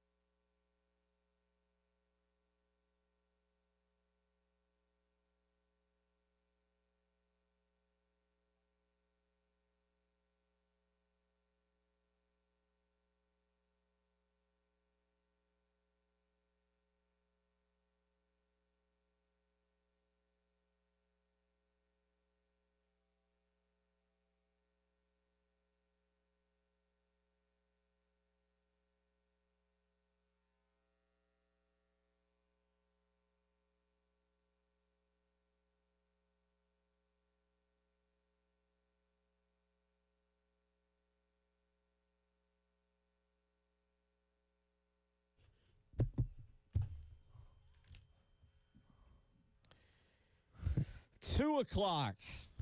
I'm proud to report, finally, I just sent Tyler some new bumper music. Yeah, I'll get that. I'll work on that this weekend and hopefully get it all in the system. You're not a fan of Fish? Not a fan of Fish like Jay Phillips? I literally don't know a Fish song. I don't know what it would even say. Like, you could play. I mean, I'd know. I no. I don't know. By the way, thoughts and prayers with Jay Phillips today. Yeah, man. He is he's learning more today about what's going on, but certainly thoughts and prayers with him, our buddy, our coworker, our family member. Obviously it's been a tough week for him, and he turned 55 on Monday too, by the way. Yeah, and that's when he kind of put the information out there for the first time on social media, and not a fun birthday present, obviously, but yeah, he's going through a lot. So sending well wishes, prayers, and all that kind of stuff as we obviously got his back and helping him in any way we can, just like we are with you, and what you're dealing with too. So tough times. So thoughts and prayers with him today. Again, I don't think he's on the show. He's I'm sure. Not sure. I know He's not. He's not. not Okay. showing He the had, show. I know he had those stuff earlier on this Yeah. morning. So, so we'll give him the day off. I think that's more than understandable, and hopefully get him back in here next week. And I don't know, maybe we'll have a fun game to talk about. Yeah. We mentioned that in the last segment. They were talking about the 05 season and the bad loss to Auburn. You mentioned getting beaten pretty thoroughly by Alabama, and I mentioned Listen to this number. Yeah, I mentioned that was a Mike Shula coached Alabama team because he was their coach from 03 to 06. That's the trivia question of who was the last coach before Nick Saban to be the full-time head coach at Alabama. After that year, so they went 10-2 in 2005 and reached the Cotton Bowl where they played Mike Leach's Texas Tech team. After that season, they rewarded Mike Shula with a contract, 6 years, $1.5 million annually. So he got paid $1.5 million to be the head coach at Alabama on a per-year basis, and that contract would have run through January 31st, 2012. Now, for reference, in January of 2012, that was when Alabama beat LSU in the national championship 21-0, the third national championship at that time under Nick Saban, where he would go on to win, obviously, 3 more. Think about how different history is in college football if Mike Shula stays through those 6 years instead. Yeah, different. Different, very different. 803-404-6100. I got a bone to pick with a bunch of you. I'm not happy with a bunch of you, and I'm going to explain that in a second. Jacob weighs in. I was at that 2005 Auburn game. I just remember them playing Eye of the Tiger every third down and how loud that place was. Yeah, no, I've only been to Auburn once. I'd love to say it was a great experience. South Carolina got beat 48-7. It was not a great experience. 2, if you want to go down a path with anybody's significant other, South Carolina scored late in that game. Sidney Rice caught a touchdown pass, about a 40-yard, 50-yard touchdown pass down the left sideline. And South Carolina was down, I think, 40-0 or 48-0. And I was upset, so I stayed on my rear end and did not get up and clap. Now, I might be wrong for that. Okay. My now ex-wife and the woman I had with me at the time cheered like we had just tied the game. And I had a buddy turn around and look at us and said, "Oh, Bill's going to be really mad with her." Now, I had the common sense to not, create a situation here. But, I was like, we do not cheer at a touchdown down 40-0. And Now, did she understand the context of what all was I'm not what all was sure. happening? Because I'm not sure.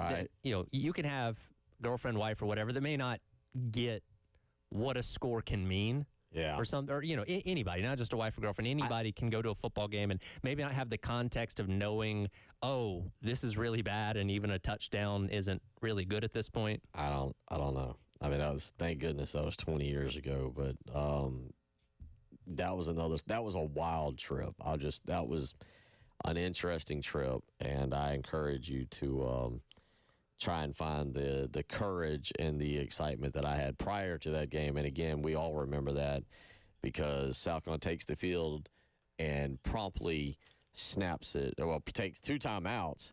Like Tyler They didn't run a play. Yeah, they had to took take two timeouts. Two timeouts, and then Antonio Hefner looks to his left, I think, to look at a wide receiver, and they snapped the ball off his ear hole, and I think we all went, "Uh-oh, that's not going to be good." I mean, it's, different, but when you go down to LSU, you fumble the first snap, and then I want to say it was the second snap of the game went wide left, and Sellers wrangled it in. But kind of similar vibes there. True. 803-404-61. I'm going to get to the phone lines here in a second. I see several of y'all lining up, and I want to get to you. I do have a bone to pick with y'all. What's wrong with y'all?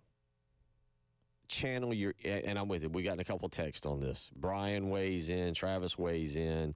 Let's all think like our dearly departed friend, Gamecock Larry, and go with this one. Go win this one. Gamecocks 20. Bama 19. Y'all need more Gamecock Larrys out there in you. I need more Gamecock Larrys out there. We need more.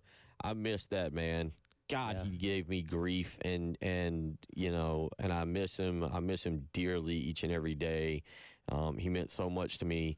But yeah, y'all need to be more Gamecock Larry here, starting at the 2:00 hour. I'm going to need more Gamecock Larry up until there's no reason to be Gamecock Larry tomorrow, which again could be quick. I'm not trying to sell you anything once you're in the stadium. I think Gamecock Larry was the perfect balance, especially in a week like this, where again, and look, for the purposes of our job, we kind of have a rhythm that we go through on game weeks where, all right, Mondays you're reacting, which again, if it's come off loss, a lot of anger, a lot of upset phone calls, and we kind of put the bow on that on Tuesday, start turning our attention to the next opponent Wednesday, Thursday, recap everything on Friday, and when looking ahead, there's always like, hey, here's where Carolina can take advantage of this. Here's where Carolina wins that matchup. Here's where Carolina does this, does that better. And you don't really have that for this game really in any specific area. We say, okay, Carolina's definitely better at this than Alabama. It's really going to take one of those chance type of games where all the stars kind of align. And again, Alabama's only turned the ball over 3 times so far this year, but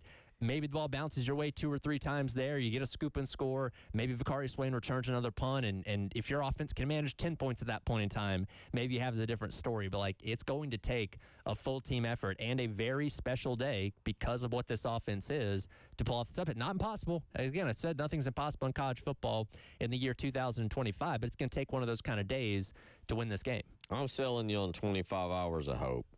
Once you get in the stadium, you're on your own, and you want to feel however you want to feel, whatever. I totally got it because I got it. But I'm just begging for Gamecock Larry's to arrive for 24 hours and be like, we can do this. We can do this. And I know there's a lot of you out there. All right, let's go to the phone line. That's a lot about me and about Gamecock Larry. Let's go. Ray has been holding more than patiently. I see Ray, I see John, and I see Mike. So let's go in this order. Ray, you're up first. How you doing? Good. How you doing today, guys? Good. First of all, I want to put the prayers and concerns and everything. Good luck for Jay Phillips.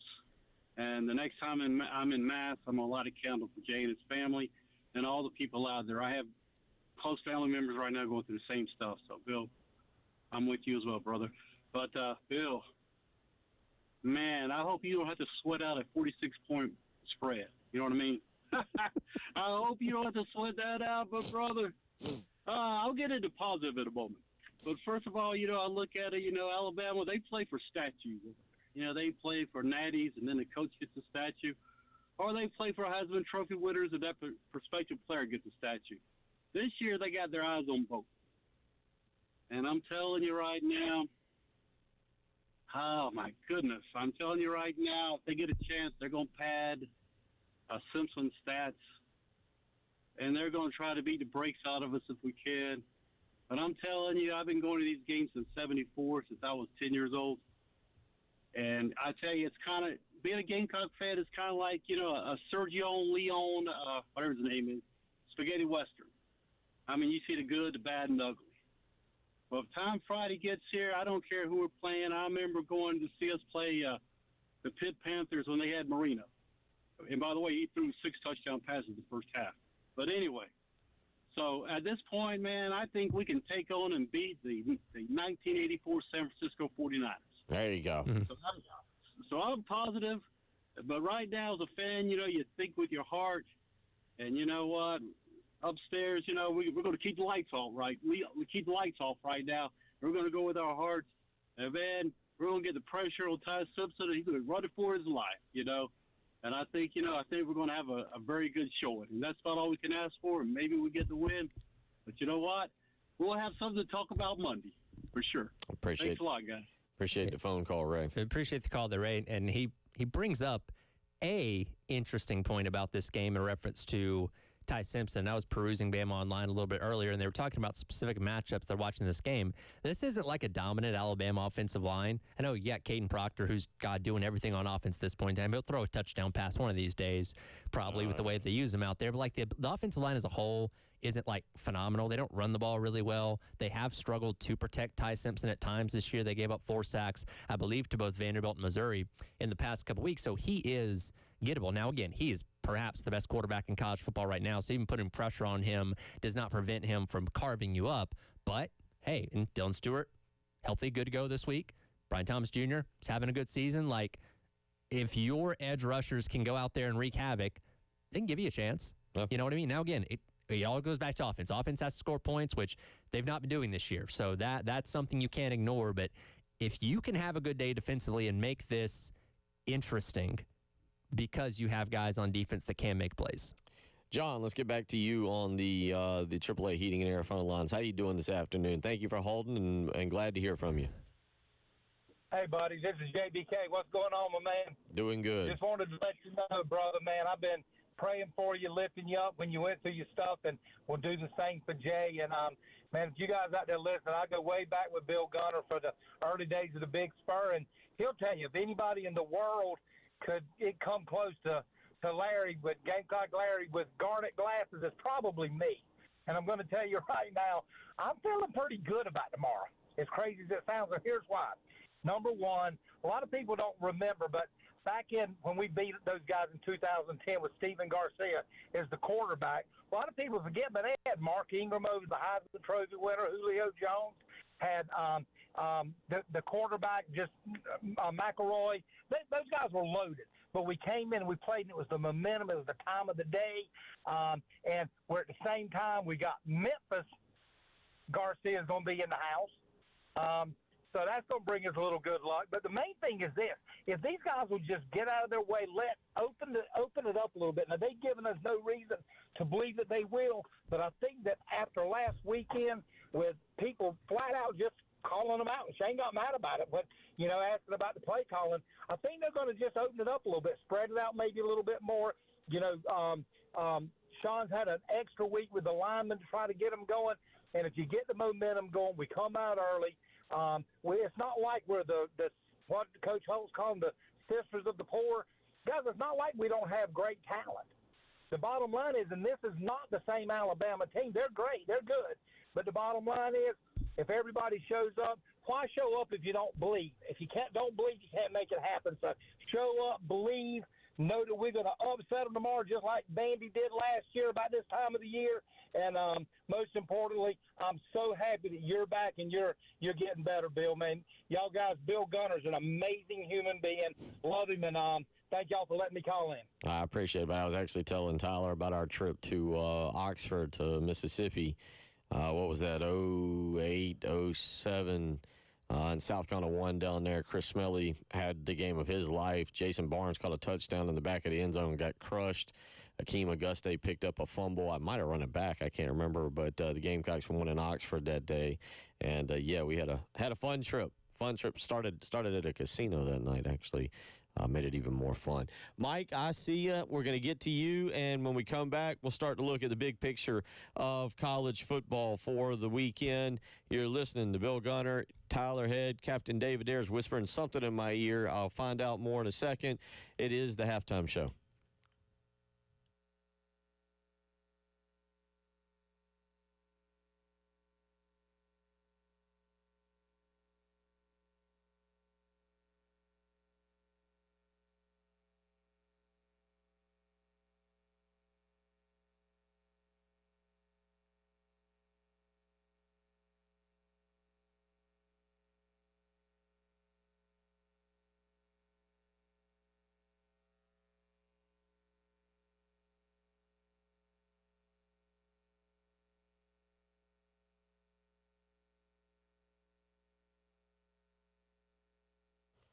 Bill Gunner for Mid-State Roofing, where for nearly 30 years, Mid-State Roofing has been the leader in the roofing and waterproofing industry. 30 long years because of their great customer service. Mid-State Roofing is there for you 24 hours a day, 7 days a week. Trust me, I'm sure if you've ever had a leak, you're well aware. Leaks do not pay attention to time. They don't have a watch.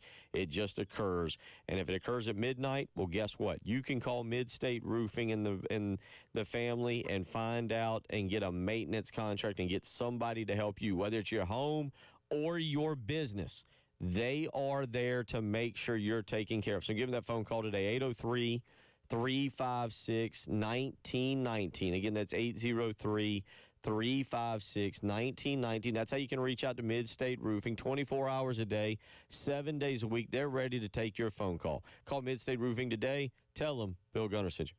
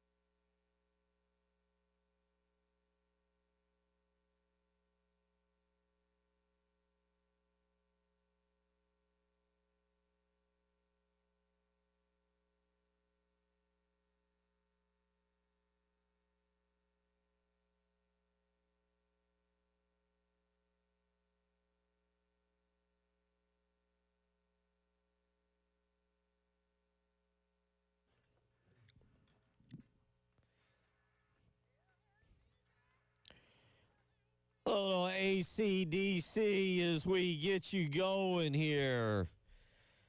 maybe you're just coming back from lunch. Maybe you got about 2.5 hours left until 5 o'clock. Maybe you're done for the day. Whatever it is, enjoy the afternoon. Enjoy the day. It was windy when I came in. How was it? Not too bad. Not too windy? Not too Yeah, windy? I mean, Okay. it's like low 70s right now. Yeah.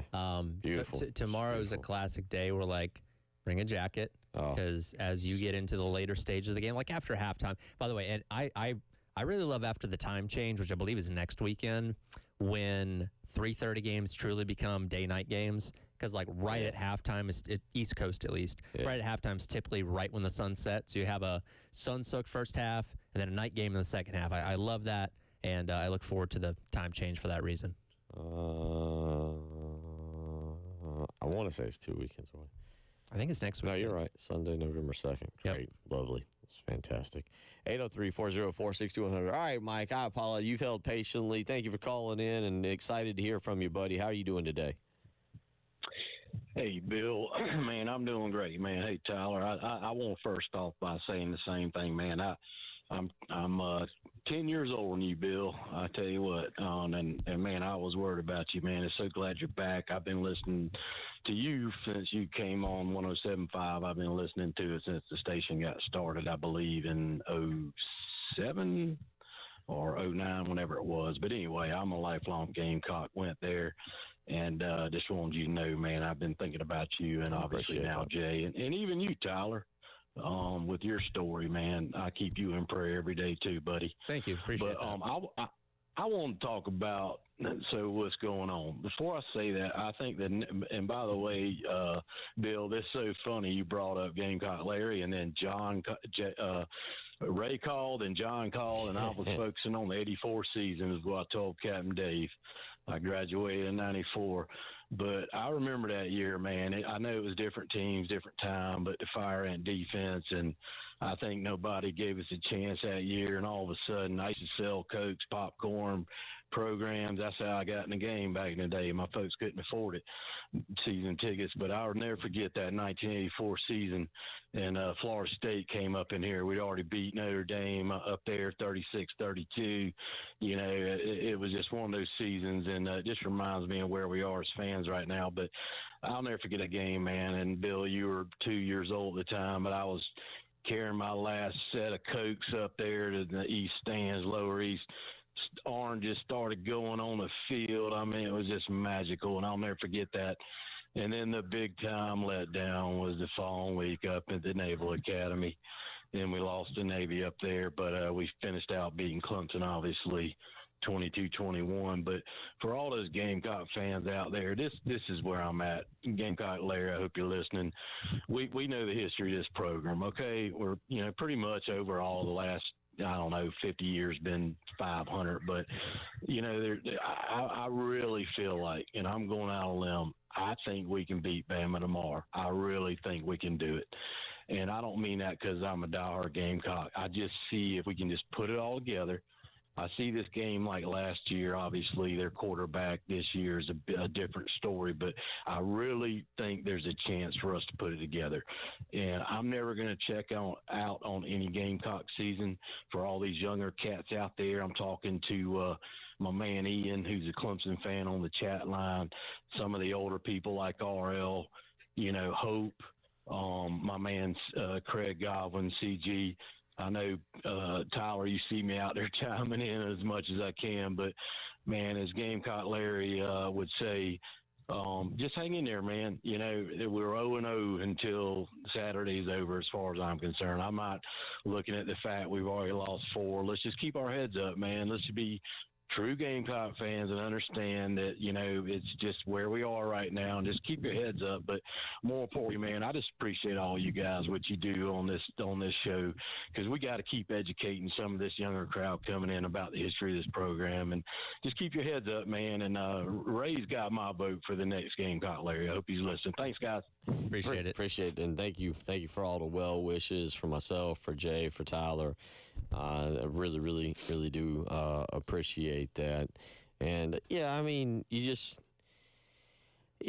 Tyler, and we're going to get into big picture college football here in just a minute, or coming up in the next segment. But I do get it from fans that that are so down because I'm with you. Last week was hard. Sure. It was hard. It was deflating. It was deflating because, Beth says, well, I had more. Beth from Lamar texted and said she had more hope when they were 1-21. I don't think Beth remembers back those days very well because at least we have a quarterback these days. And back then, things were not the same at all in that. But it was deflating last week to just see the same stuff over and over and over, and to not see South Carolina. I mean, to have the ball 3 times at midfield, not be able to score, to have the ball down inside the 5-yard line, to not be able to score. You can make South Carolina had chances. I mean, it's not like Oklahoma came in here, of course, and just ran South Carolina out of the building. In more ways than some, South Carolina ran themselves out of the building. And I think that's the bigger problem is that South Carolina has done a very good job this year at times at Missouri, at other places, of running themselves out of the building and not even allowing the other team to get involved. They've been their own worst enemy more often than not this year. And again, you reference the Vanderbilt game, you reference the Missouri game, you reference the LSU game. We've said it plenty of times. The defense gave you an opportunity. They kept the game close enough where one explosive play in the Missouri game could have won you the game because you were only down by 7 with a handful of minutes to go there in the fourth quarter. And it felt like Lenoris knew that because all of a sudden he started taking them. Yeah, and it's like you just need that one more thing out of your offense or those couple of things out of your offense to really piece together, and you just haven't seen that. And unfortunately, when it comes to defense, especially for a team like Alabama that's probably going to possess the ball for a lot of time tomorrow, that wears you down. Where, hey, if it's only 20-3 in the third quarter, eventually that defense is going to break, and they'll give up a long touchdown, and suddenly the game breaks open at that point in time because you can only ask them to hold on for so long when your offense isn't giving you anything to give them a breather, if nothing else. So again, if we saw more out of the offense consistently this year, we'd say, okay, if you can channel this or that, you see the opportunities. Unfortunately, we just haven't seen that, and last week was the worst example of just how bad it can get. Right. 803-404-6100. Pretty good slate of games tomorrow. We'll get to those. Does anybody really know who is ranked number 2 in the country? Like, do you know who's number 2 in the AP top 10? Do you know? I do. Okay. Yeah. Let's just in case some of y'all don't pay quite that much attention, understandably you have jobs and kids and other stuff you got to do. But we'll tell you about that and give you the slate for tomorrow. It is the halftime show.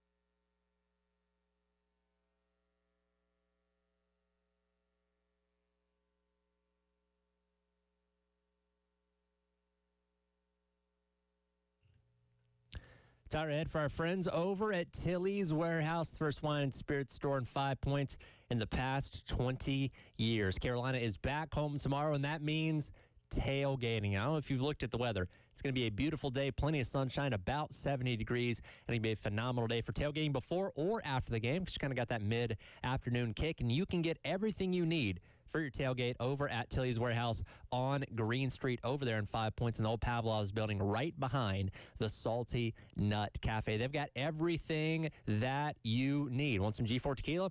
They've got that. Want things like Sun Cruisers as well as High Noons? They've got those too by the case or the ready-to-drink options right there by the cash register. And if you mentioned that you heard this ad on 107.5 The Game, you get 10% off any wine selection as well. Follow them on Facebook or Instagram or go to the website TillysWarehouse.com for more information to discover why Tilly's is your new must-visit spot over in 5 Points.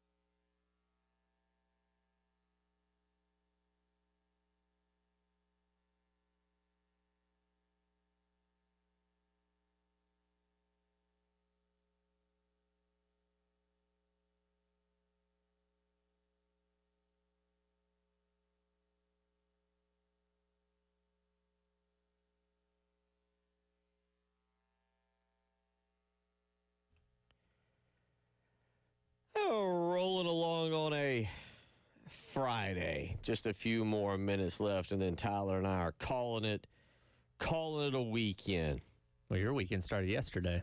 It's true. I enjoyed my Thursday. Had a very nice time last night. I told him, I wish we had more time. There's more important things to get into today. There's been more important things with the South Carolina Alabama game, and then Brian Edwards and Chris Deering, and I want to get into the big picture college football slate tomorrow and us make some picks and go through some games. But I will say this: last night was like the ultimate uniform game, and I'm not even. And I'm growing into hockey. I'm growing each and every. I've officially adopted the Hurricanes that occurred last year. Yeah, you bought a flag.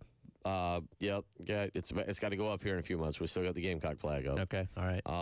But yeah, I'm officially in on the Hurricanes. But last night they did a throwback game. They were in Colorado taking on the Avalanche, but both teams did a throwback game, and it was the Whalers against the Nordiques. Now, this is before my time in terms of those two teams, but that was really, really cool last night. And they had the old school jerseys, the green and white for the Hurricanes / Whalers. You had like the blue for the Nordiques / Avalanche. It was, and it was a great game. The Hurricanes got out to a 4-1 lead in the first period, and then had to hold on for a dear life, and then win 5-4. But that was a really fun game to get involved with, and it also got me thinking. And I brought this up earlier, and again, we don't really have time today to do this, but I want you to put this down on the list. Like, if you were to watch a game, a baseball, I don't care, whatever game, basketball, baseball, football, whatever. Sure. And both teams were to wear like good throwback uniforms. Okay. Who was it? Was it the Titans? I think it was the Titans, but I want to say it was the Oilers. They wear the Oilers because they are the Oilers. They were the Oilers. But they played the Bucks a couple weeks ago, and the Bucks broke out the old school creamsicles. Yeah, that's a good one. And that was and that's what I'm saying. Who would be your ace of spades on that? Oh man. Well, in a funny way, the two teams that I think of first actually still wear the same uniforms they always have, and they did play in 2010, Alabama and Penn State. Okay. Two just classic old school uniforms. You know, Alabama keeps it simple. Penn State doesn't have the names on the uniforms, doesn't have the logos on the helmet. I love that as a uniform matchup, and they have played before. But in terms of like actual like teams that have to do the throwback type things. Yeah, more professional. Okay, that's a fair question. I was thinking something like even Expos and Pirates, the old school Pirates. Yeah, yeah. I like when the Braves wear the old throwback blues. Those are good. The Hank Aaron era Braves. Have they done that with the Phillies wearing their old school? Because the Phillies have the old school, the toothpaste uniforms, the toothpaste kind of uniforms. I don't know if they've done it together or not. I don't know. I'd like to see more of that. Honestly, and I don't. This is obviously two very different generations of teams, but I wouldn't mind seeing like the Braves wear the blues, and then you have the Marlins as the Florida Marlins, because I always thought the Florida Marlins, they're the Miami Marlins. I don't know if it's similar, but like there was something about the Florida Marlins look that I always liked, or the Tampa Bay Devil Rays back when they were the Devil Rays back into the early 2000s. So maybe like a Braves old school blue versus like a road Devil Rays matchup, something like that. I think that'd be neat. Yeah, that was cool last night, and that's how I started my weekend. Last night. 803-404-6100 is how you can win. Chris says, who has it worse, the Jets fans or the Gamecock fans? Jets fans. Gamecock fans got to get out of their feelings. Like, hey, this is not good. It's not good, but it's not the end of the world right now. We'll see what happens tomorrow in that game. Let's see. Not that I've already predicted on the BigSpur.com in our predictions, 28-10 is what I'm going with for Alabama over South Carolina. To the texter, you feel like when you talk about this. Jets, by the way, have no hope. Yeah, Carolina can be a year-to-year type of team. Like last year, you nailed some guys in the transfer portal. It worked, 9-3, obviously close to the college football playoff. This year is obviously a step in the right direction. Like the Jets have been a consistent disappointment and failure in the NFL and look like they're continuing to be that. Like, again, I worry about Aaron Glenn being able to keep his job past this year. Your owner is calling out your quarterback. Like, it's a mess there. Where Carolina's at right now is not great, but it's not the Jets. No. All right, let's look at the tomorrow's slate, and we'll go through these kind of quickly and pick out the big ones. Noon tomorrow. This looks. I'm confused. I'm confused on a couple of these point spreads tomorrow. Oklahoma. I'm not impressed with Oklahoma. Okay. And watching them in person last week, I'm less impressed. Mississippi goes there. Mississippi comes off of that Georgia game. I know it was physical and they got beat up and there's a lot of stuff. But Mississippi goes to Oklahoma tomorrow, noon game, so an 11 a.m. kick there in Norman. Oklahoma's a 5.5-point favorite in that game. I'm picking Mississippi to win. Mississippi scores. Oklahoma doesn't. Well, here's the thing. Georgia showed you the blueprint in the fourth quarter of that game that Ole Miss can get got offensively. And Trinidad Chambliss had a horrible fourth quarter. Georgia played a lot of man coverage there. And if you're going to trust anybody to take the blueprint of what one team did and to play out the next week, it will be Brent Venables. Home game, obviously emotional loss there for Ole Miss last week. Second straight road game, Oklahoma. They kind of made light work of South Carolina. Didn't really have to exert too much force in that game last week. So I can understand how this line gets to where it is. But you're right. Ole Miss does score a lot of points. But, again, Brent Venables got perhaps the best defense in all of college football. 5.5 is the spread there. Again, I'm picking Mississippi to pull the outright upset in that game. Real quick, I mentioned who's number 2 in the country because I see the number next to the name, and it just it doesn't resonate. Indiana is number 2 in the country right now. They host UCLA in a noon game tomorrow at Memorial Stadium in Bloomington. By the way, pay attention to UCLA. Since firing Deshaun Foster, Tim Skipper, what's his name? Neuheisel's kid. Yeah, they got it cooking. Jerry Neuheisel. They got it cooking, man. Yeah. Nico Iamaleava is turning into the quarterback that we thought he was going to be. Now, I think they get road graded in this game. But it's still a cool story and Tim Skipper might do well enough to keep that job. Like, and it's so funny to me because, and I get it because it's Neuheisel's kid, but like, I don't think a lot of people realize Tim Skipper's the coach of that team. No. I think a lot of people are like, oh, hey, Neuheisel's kid, he's coaching that team, right? No, he's the OC. Yeah. He was like the wide receivers coach, now he's the OC. But Tim Skipper's actually running the show there and doing a great job. Yeah, nobody has a clue about that. 3:30, again, I'm kind of going to the big games tomorrow. Obviously, we'll have Alabama and South Carolina, but if you're at the house and you got multiple TVs, Missouri and Vanderbilt. Vanderbilt's now a 3.5-point favorite according to ESPN Bet. Diego Pavia looks to keep the magic going. I think Missouri's the better team. Vanderbilt's the team that pulls out some luck, and last week got LSU. Missouri, last week had to escape by Auburn. I'm not rooting for Vanderbilt, but I do have a curiosity to see how far they can take this because this is uncharted waters they're in. We are almost in November, and they're a top 10 team with a very good shot at making the college ball playoff. They have a lot more tough games to go. They're number 10. They're number 10. There's a lot more tough games to go, so they're not a lock just yet, but I think they can win this game. They obviously run the ball extremely well. Diego Pavia, I don't know, he's not a prototypical pro-level quarterback, but he wins. And there's something about that. A good home field advantage for them. Again, they won a tough game last week against LSU. And Missouri, this is only their second road game, and the second game in a row on the road after surviving against Auburn on the road last week in an overtime game. So I like Vanderbilt in this. Tomorrow night's slate of games not great. Wisconsin, rumor is they're trying to divert the plane to get lost and not have to go to Eugene, Oregon, where they would play number 6 Oregon. Wisconsin is an absolute mess. Luke Fickell, we're just waiting on him to be fired. Miami's going to debut some jerseys tomorrow there. They are. And you wanted my opinion on this. Camouflage. Yes. Now, I'm okay with camouflage. Camouflage is in its own category. I know Carolina had the military honoring uniforms back in the day. That's something a little bit different, and nobody's color scheme features camouflage, but when you're paying tribute to the armed services, I'm cool with that. Whether it's a completely different color than what you wear or not, I'm cool with camouflage. That's fine. It's just the black that I have a problem with.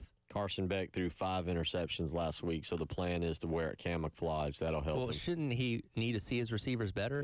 Precisely. Yeah, that's kinda wear weird, right? camouflage, yeah. I got an idea. You just threw a bunch of, you couldn't find your own receivers. One other one tomorrow, Texas A&M and LSU. A&M wins this game. Brian Kelly might be done in LSU. This is a classic. If you drop to 3 losses on the season, your playoff hopes are done, and the hot seat gets really, really hot for Brian Kelly. A&M, they gave up a lot of points last time out against Arkansas. I don't think LSU's capable of scoring that many points against their defense. A&M.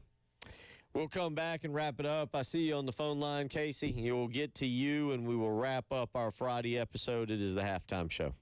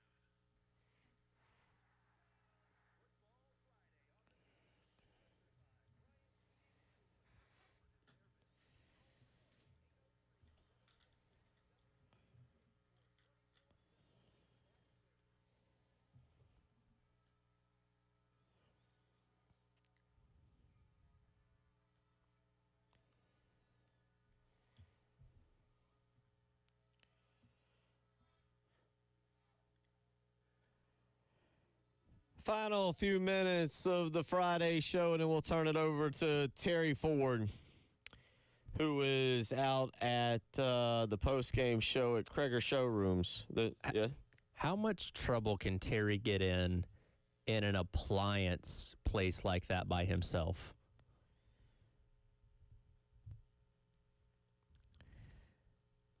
What's the insurance policy on him setting on something on fire? I hope they have an insurance policy for that. Does it cover radio hosts coming in and going rogue? I hope somebody had the common sense to get an insurance policy. I don't know what he does out there.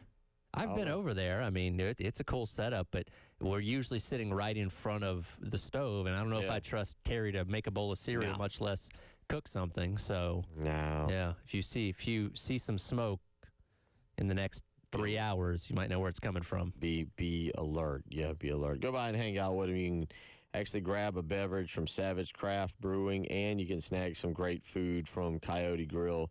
That's at 417 Hugh G Street. Tailgate with the post-game show, right, starting today. Get your weekend started from 3 to 6. And then tomorrow morning, 10:30, live from Jay's Corner, 1015 Rosewood Drive. It's Gamecock Game Day. Go by and hang out with Tyler and Terry and discuss the game a little bit. Hopefully you're feeling a little more positive. Grab yourself a mimosa or Bloody Mary or Lord knows whatever it is you drink during the morning, a water. Perfectly good with that. And get yourself geared up a little bit. And then if you got time, I got a good buddy of mine, Herbie Jeffcoat, playing at Carolina Park. He is playing from 11 to 3. Go over there and listen to some great music. So it's going to be a fun day. It's going to be a beautiful day. Yep. It's going to be a beautiful day. It's going to be a beautiful night, for high school football. So it's going to be a lot of fun all the way around. Let's get out to the phone lines quickly here. Casey wants to weigh in. And Casey, how you doing? What's on your mind? And thank you for calling in today. Fellas, I appreciate y'all taking my call. I know I've been kind of silent here lately. I had a little bit of a job change and schedule change, but I keep up as much as I can. Bill, you've been in my family's prayers. The Kellys have been thinking about you, and we're hoping for a good recovery. And same for Jay. We're thinking about him. And, I hadn't listened in a while, but I feel like I caught a really good show because you were talking, Bill, about you needing more Gamecock Larrys. And I want to remind you that you actually might be one of the closest people to that. You were a lot more fiery, positive, kind of like Gamecock Larry would be, where Jay's a little more laid back. But you two together as long life Gamecock fans help get us riled up and keep us in the hope. And don't ever forget that. Y'all do that for us in Gamecock Nation. 107.5 means a lot to me. Elijah helped get my son's story out there, and y'all's program does everything for the Gamecocks. So I love y'all for that. Well, I appreciate that, Casey. And, there's no point in being negative. I've been around for 43 years. Yeah. I've seen stuff, but I do appreciate those great words you say. Yes, sir. So. Yes, sir. Cox by 90. There you go. Great way. It's a good call to end things with for the week. Great way to end a phone call. Tomorrow, you go, and I think, you enjoy the day, and you enjoy family and friendship and faith and football, and you get to the game at 3:30, and you just – you hope it clicks. I will say I'm interested to see a second week of Sean Elliott being fully in command of the offensive line. No penalties last week. That was an improvement. Hey, that's plus. We'll take that. Gonna need that tomorrow. What does a second full week? I mean, I'm not expecting them to all of a sudden turn into the old Washington Hogs or anything, but can they be road bumps? Can they just simply get in the way of someone and give Lenore Siller slight time? I'll say that I think I'm a fan of these wide receivers. I don't think they're getting the chances that they need, but I'm a fan of the wide receivers. Vandrevius Jacobs, Nick Harbor, Brian Rowe. Donovan Murph has been open. They can't seem to get him to football. Mazio Bennett has proven it. I'm a fan of these wide receivers if you can get them incorporated into the game tomorrow. Yeah, and by the way, that's how you got to do it. Yeah, no, get them involved some kind of way. And I thought what they did early in the game with, some of the short stuff the receivers was working. It's unfortunately going away from it that's been the problem with the way that Shula, calls the offense. And look, you're healthiest you've been at any point this year, minus Case and Henry, of course. Hopefully that's a good sign for this weekend. You got options, you got depth at a lot of spots, and here's hoping we got something fun to talk about on Monday. It's been a lot of fun. It's been a long week. Tyler and I agreed. I don't know what it was about this week, but boy, it was a long week. Well, we'll come back and we will do the final week of October next week, and then get your Halloween costumes ready. We're going to dress up ourselves on next Friday. Who knows what we're going to look like, but you're going to want to go to the live stream and check it out. So we'll do all that. A week to go until the end of October. Y'all have a great day.